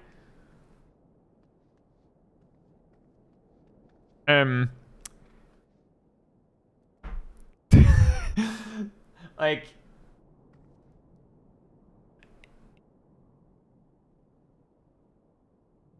I don't know how to say it, but like, I get it. I don't have time to spam content that doesn't reward me well. So it's a shame that I'm not incentivized to do this, because that means that I'll have to invest my time in something that does reward me. But it does have a little bit of that ring of, no, it doesn't actually matter whether content is good. What matters is whether the reward is good. Because if the reward is good, I'll do anything. If the content is good, I will just lament that I have no reason to run it.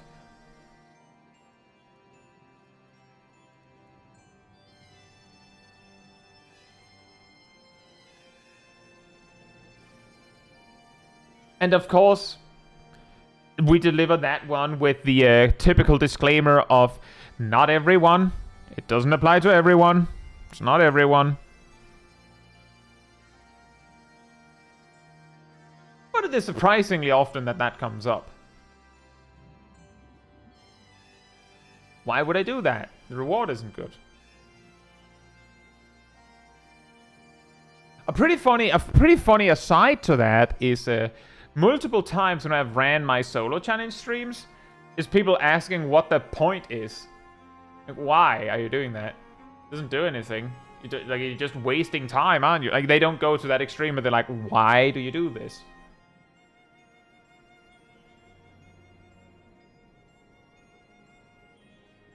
Samir says, how do Unreals work? Like, if an Unreal was released in Endwalker, if it was to try to run it today, would it be scaled to level 100? No! Several Unreals were released in Endwalker. The way that it works is, at the start of a major patch, so for instance, for Endwalker 6.1, they release an Unreal. The Unreal will be an old extreme fight that is then scaled up to level 90 in the case of Endwalker. And then you can run that. The way that the reward works is you beat the fight, then you get to roll on the faux hollow table, which is like a little mini game, and it gives you some currency that you can use to buy something. And one of the things you can get on that table is crossed swords. That mean that you can actually roll loot, like you can loot again from the Unreal if you run it again. You can only do that once per week though, so 2 clears per week is the limit for rewards. The instant that a new major patch lands, so 6.2 for instance, that Unreal, out the window, just glass breaking noises, no longer exists. It's deleted from the game. It's as if it has never existed. But there's a new Unreal that is a different extreme. So an Unreal added in Endwalker, if you wanted to play it now in Dawntrail, then too bad. That's what people are actually talking about here, that why don't they leave them in? Does it hurt anyone to leave them in?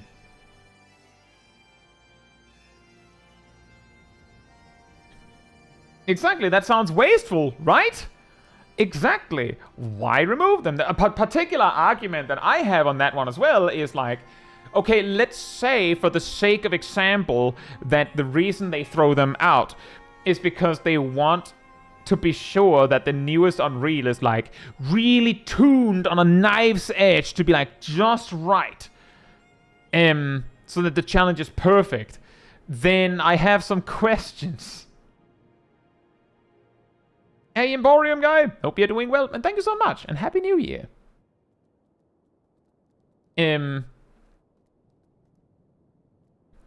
If the Unreals are tuned to such a knife's edge perfection, then I'm wondering why they tend to be not that hard.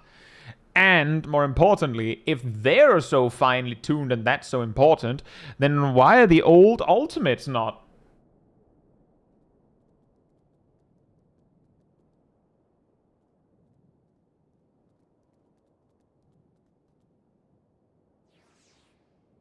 You know what I mean? Like, I'm pretty sure that it would be more important to invest the energy in making sure that the old Ultimates are kept up to snuff than an Unreal that is going to exist for like 4 or 5 months. It's just a little weird.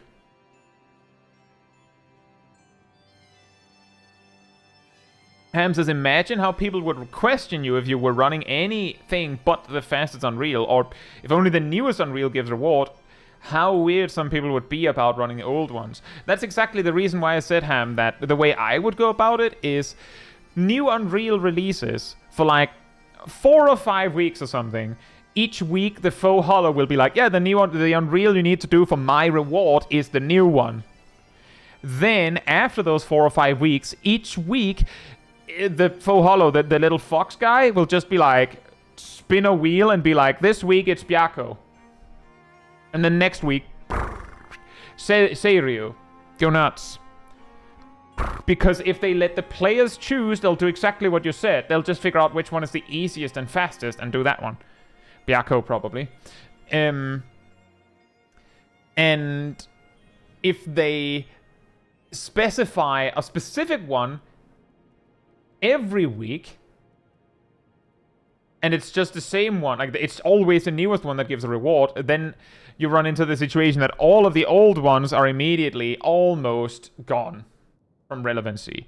But again, the point was more that it would be a shame to just delete them entirely, because some people might enjoy doing them for no reward, even if it's not many. It's more the argument that, did it cost anything to keep the fight? Was it that?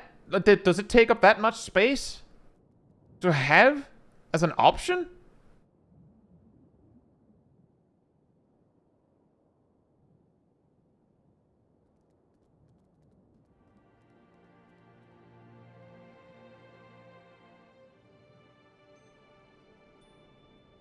Emporium Zips can ask what other videos are in the pipeline.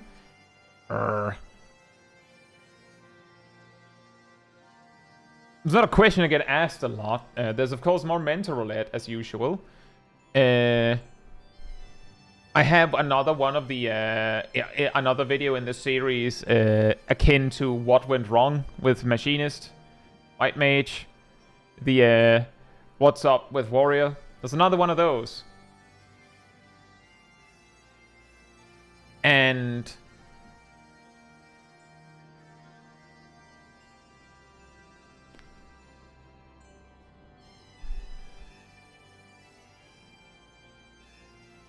I have another one of the 10 hardest bosses in something.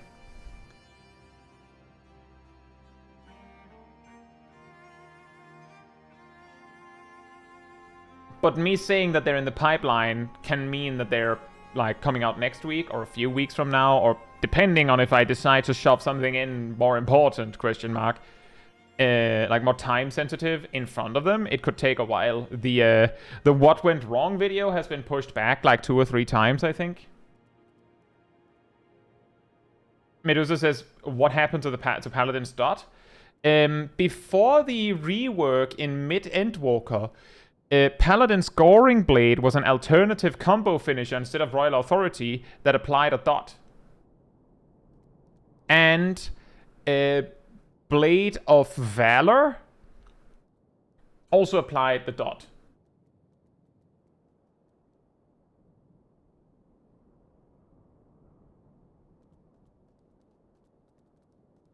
But welcome says, I want more Mythbusters, but I don't know any more myths that are testable. That's kind of the problem for me as well, is that I feel like I've kind of covered most things that are like both something that are like somewhat interesting to test and also something that would be exciting to talk about.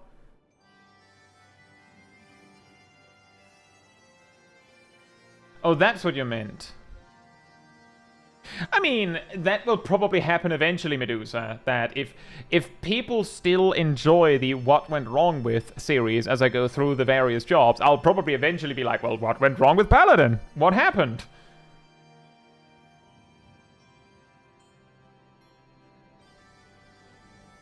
Fight-specific myth-busting might be an avenue. The problem is more that what fights have myths like that can be busted that people are actually interested in? I actually included a Mythbuster on a boss fight here and there, or like a duty-specific thing here and there.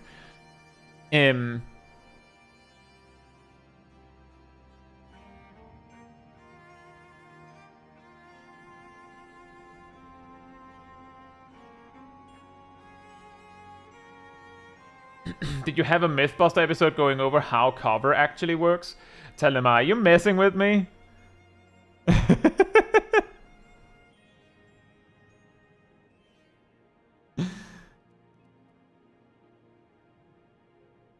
Nemesis says, I'd say soloing Susano, but Wrath kind of busted that one wide open. Here's a funny story, Nemesis. When Wrath was at the start of his journey, I made a video saying why that was named Why You Cannot Solo Final Fantasy XIV. And Wrath commented on it. You know why you couldn't solo Final Fantasy XIV?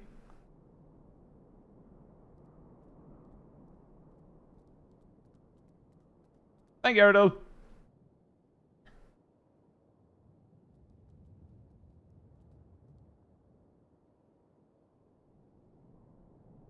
The reason why you couldn't solo Final Fantasy XIV is, first of all, as Christopher says, because Crystal Tower exists. But I decided to ignore that for my video. Like, I specifically went...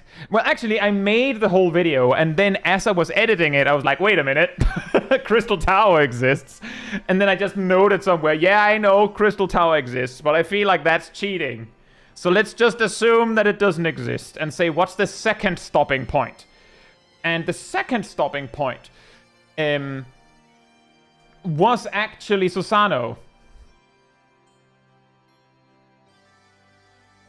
But then time passed, and people found out that if you had full best in slot near the end of Endwalker, Ninja could kill Susano before the transition.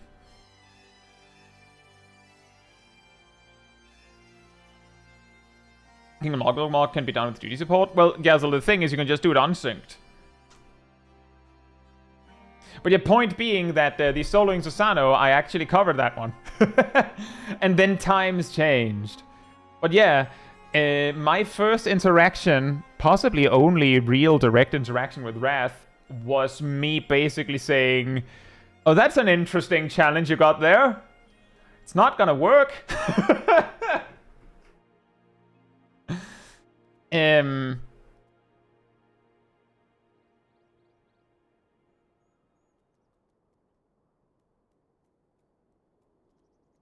If Susano didn't exist, wouldn't the big stopper be Hades? Yes. Hades or Warrior of Light would be the next one. Tenji says, is spell speed or skill speed better for Paladin? Neither. Both suck. But there's no way for you to get spell speed anyway, aside from materia.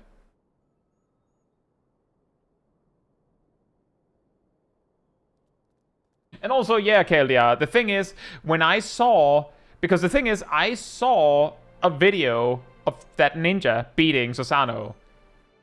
And I think it was like almost Dawntrail launch that we had community people almost immediately, like a couple of weeks into Dawntrail, people started yoinking Pictomans. I'm going, actually, I think we have a shot. And yes, Pictomancer can do it.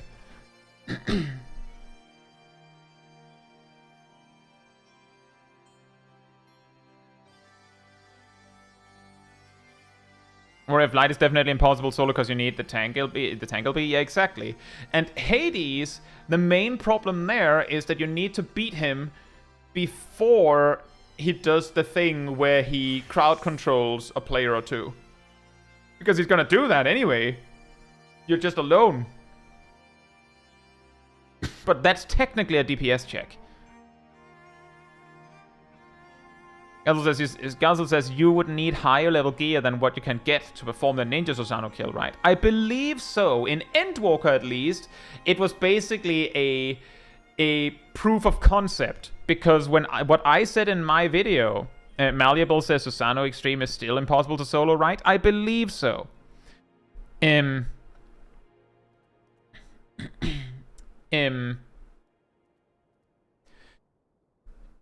What I said in my video was that, because the way that I went about it is that I went to test a particular duty. I would go in synced first,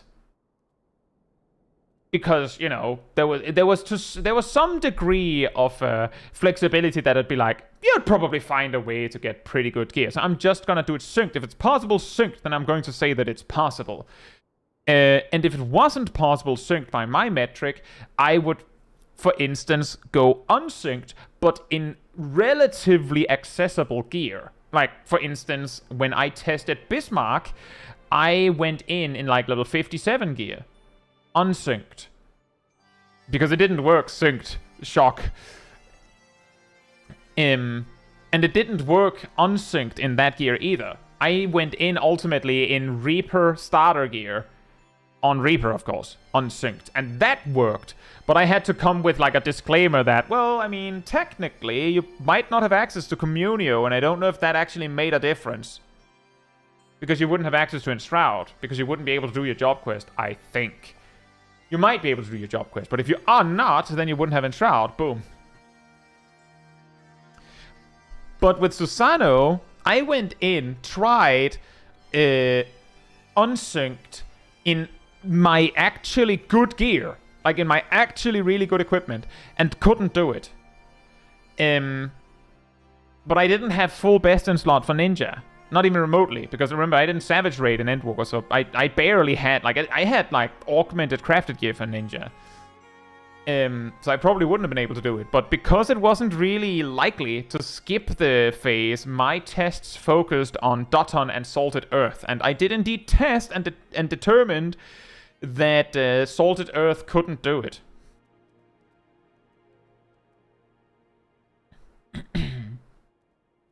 Medusa says, I think you could maybe burst him down fast enough to skip that. Otherwise, maybe some cheese with Dark Knight, Salted Earth, and Living Shadow. Living Shadow would not work.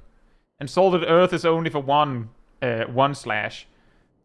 The reason why Living Shadow would not work is because Living Shadow will only attack something that you have attacked first, and you can't attack the sword before you intercept it. And if you intercept it, you can't attack.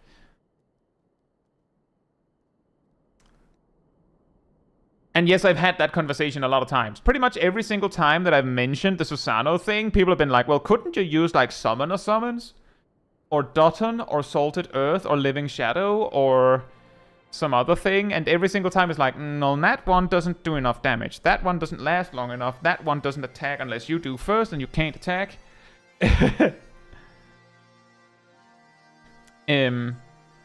So yeah, the strat is you have to skip the intermission. That is the way to do it. You have to skip the intermission.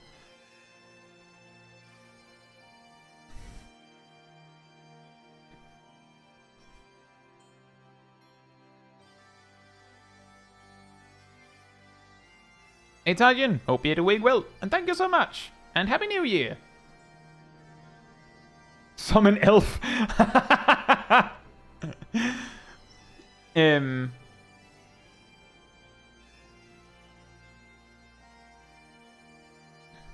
And also that Susanoo Extreme goes into the sword phase way sooner. So you have like essentially the question of can you do Susanoo Extreme unsynced solo comes down to, well, can you like two-shot Susanoo Extreme?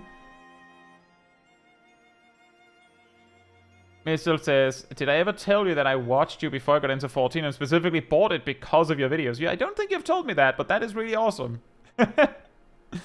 I'll send Squeenix a check or a bill.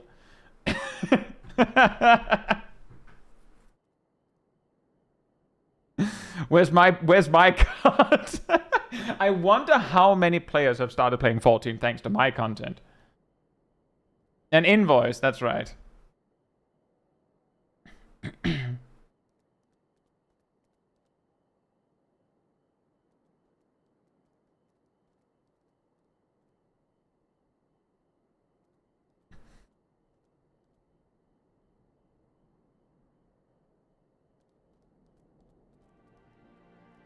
But yeah, the next stopping block is for soloing was Hades.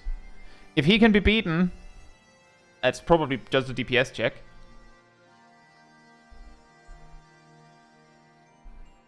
And if he can be beaten, then it's Warrior of Light. My best guess, like my guess is if Wrath continues down that path, I assume that the solution is bring 7 players that just are there, so that he can limit break. It's an okay. Hope you're doing well, and Happy New Year. What is Tsukuyomi on real difficulty? Is it extreme? It is essentially extreme difficulty, yeah.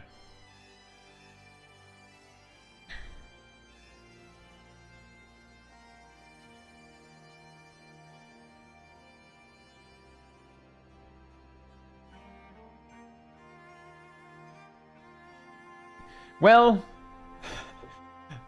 I'll be here saying I told you so if his plan turns out to be that he just brings 7 players to exist.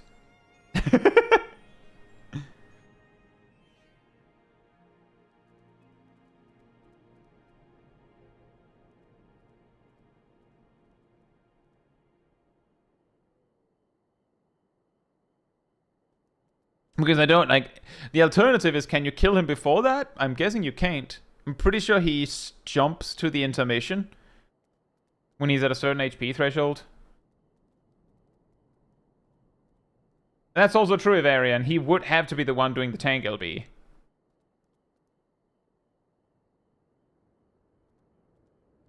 But what I'm thinking then is, if he makes it to phase 2, if we for a moment assume that he makes it to phase 2 and then the entire party just walls because they're not supposed to be there, then the first mechanic that will cause him problems is the LB2.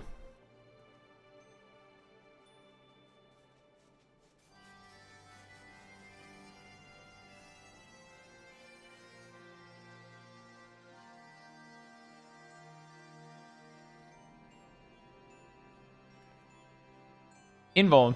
Yeah, my thought, Evarian, is will he be able to do it twice if it comes up again a second time?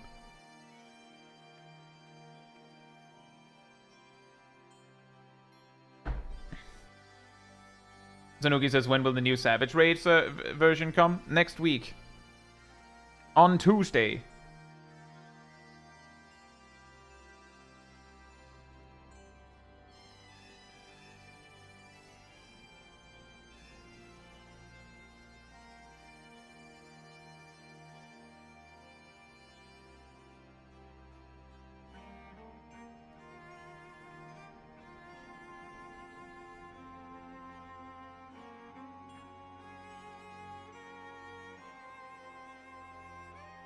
What job will you play for the next Savage? I'll be playing Paladin. We had a bit of a like who wants to play what in the next raid tier sit down in the Savage team, and well, as it turns out, tank wasn't exactly something that was there was a big contest on. A Deadman, my co-tank, will be playing Gunbreaker. Sid will be playing Gunbreaker. I will be playing Paladin.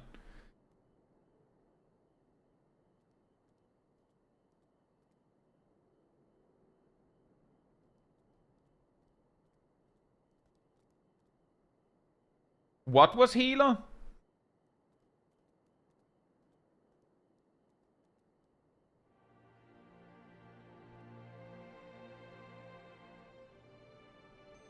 The most... Yeah, that's true. Our most wanted roles, if I remember correctly, rank from top to bottom. And this might shock some of you. Healer, ranged physical, mage, I would argue. And then melee, and then tank. Which I think is really funny, because I'm pretty sure that in most statics, melee is a very popular spot.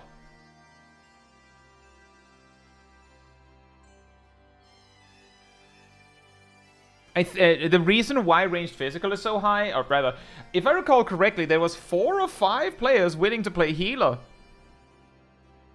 And there were 3 that wanted to play ranged physical. And I think there was at least 1 or 2 that wanted to play mage.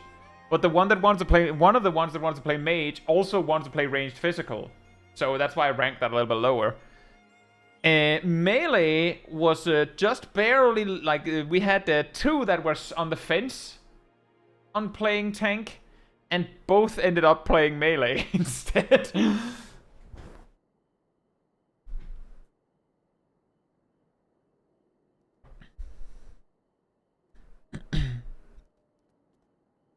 Coulter's melee popularity and skill has dropped off a cliff in Dawntrail. Well, that makes sense. Not the time context, but those two things being related makes sense.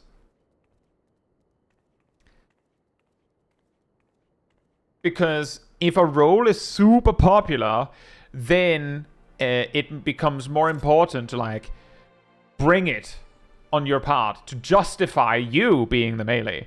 If no one wants to have the spot, then whoever takes it gets it, right? And then quickly it becomes kind of jank. Not to suddenly jump to complete off topic here, but I've noticed a lot that whenever there's a severe lack of either tank or healer in queues in Fellowship, if you get a group, then whoever has taken that spot tends to be worse.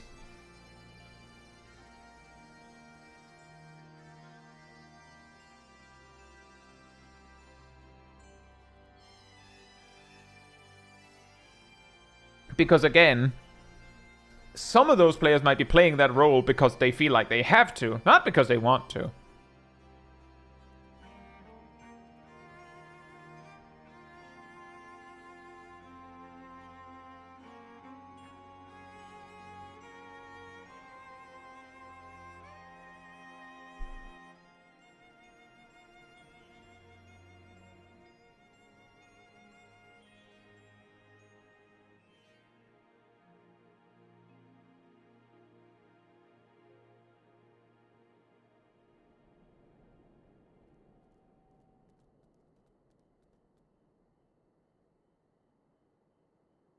But it is funny, especially because I feel like melee has always been like the super popular one, because that's the anime protagonist, right?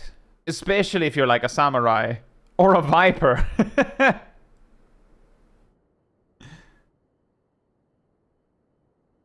Yellow says a completely unrelated thing, but I just realized that recitation doesn't work on lustrate. You know what it also doesn't work on?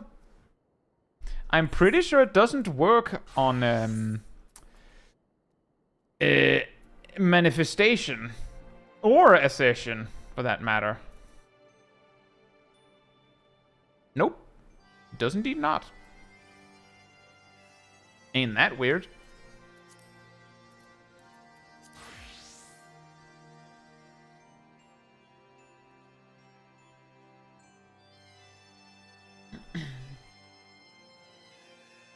Deadman says, low-key, I'm swapping to Black Mage this tier so we can double cast up, partially thanks to your Savage streams. Well, I'm glad that our demonstration that it works perfectly fine helped to widen your options.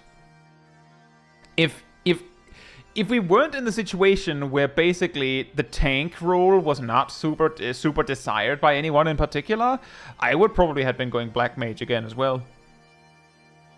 But I was of the opinion that in the first tier, I was playing whatever was needed. In the second tier, I was like, I actually really want to play Black Mage. So I kind of just like shoved people aside almost to be like, I am playing Black Mage. Fight me. And then this raid tier, I'm like, well, I'll take whatever's needed once again. Because I got to try the thing that I wanted.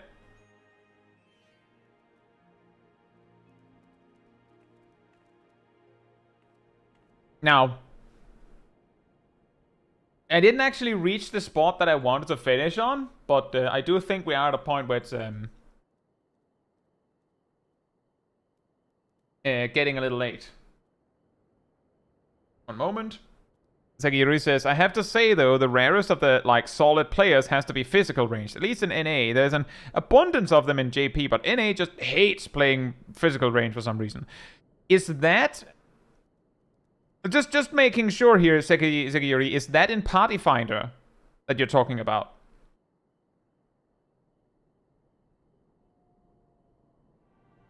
How was spell speed Black Mage, by the way? It was fine, but as we got further and I got more experience with it, I started to realize why a lot of more experienced Black Mages, like more dedicated mains, start to lean towards slow. Because some of the problems that Speed Mage has are things that are like, what? On Slow Mage, what are you talking about? It's fine. It's not an issue. So like those minor things, I just decided, like I started to be like, I prefer slow as well. But my advice on that answer is the only way to learn that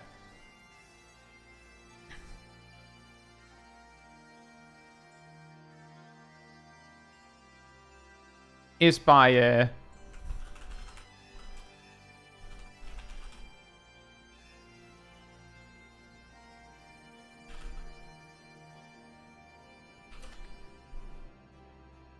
is to play Speed Mage and just be like, yeah, this is awesome, or no, this kind of sucks, and then just move from there. Because that's basically what I experienced, is that a lot of dedicated Black Mages were pretty adamant that Spell Speed Mage sucks, but I imagine each of them either learned that and just decided to go straight to that, or they played Speed Mage, realized the problems, and then moved on. And my advice based on that is, I can see the problem. Speed Mage doesn't suck. Speed Mage is like really close in performance to Slow Mage, so play what you like. But the only way to understand why anyone would say that it sucks is you have to play it yourself. You have to play it and then figure out, oh, that's the problem.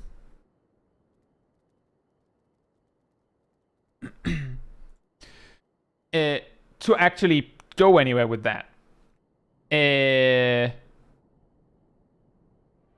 Cole's physical range are unicorns and Party Finder. Physical range and region healers. Yeah, that makes sense. I will say that me explaining it is, starting with the conclusion and then going, well, how do we get to that conclusion? So that's a little bit cheaty, but physical ranged being unicorns and Party Finder kind of makes sense, because aside from Machinist, Bard and Dancer, like their design, the concepts they work on are very much something that appeals to a player that is like more part of the team. But if you're that kind of player, you're probably not in Party Finder, right?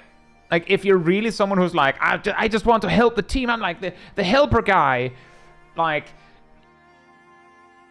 you're probably not just alone Party Findering it. Jose Grace, hope you're doing well. Says, you say that, but anytime I try to hop into Party Finder as White Mage or Dancer on NA, I'm always blocked out because someone else is playing them. Maybe it's the different times of the day. I don't know.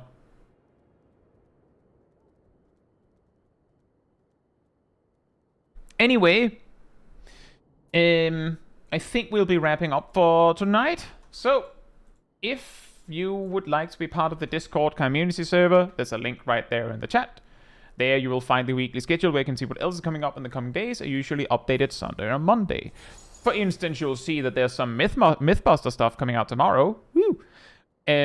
You'll also find the announcement room with links to videos and streams when I put them out. And if you grab the reminder roll in the roller sounds room, you'll get a notification whenever I post a video stream. So it's an extra one around 15 minutes before stream starts. You can catch it right when we go live. And if you like to support the channel even more directly, you can become a member, you can subscribe, you can cheer, you can super chat, you can follow, you can like, you can all that goodness. If you don't like any of that, there's also the Ko-Fi link in the chat from Aerodel right there. It all... There, somewhere. It's also in the description. But it's also from Aerodel in the chat right there. It all helps support me and the channel directly, so I can focus on doing stuff like this with all of you. So thank you so much for support. But that'll be it from me tonight. So good night, good morning, afternoon, or evening, depending where in the world, and hope to see you all very soon. Bye-bye!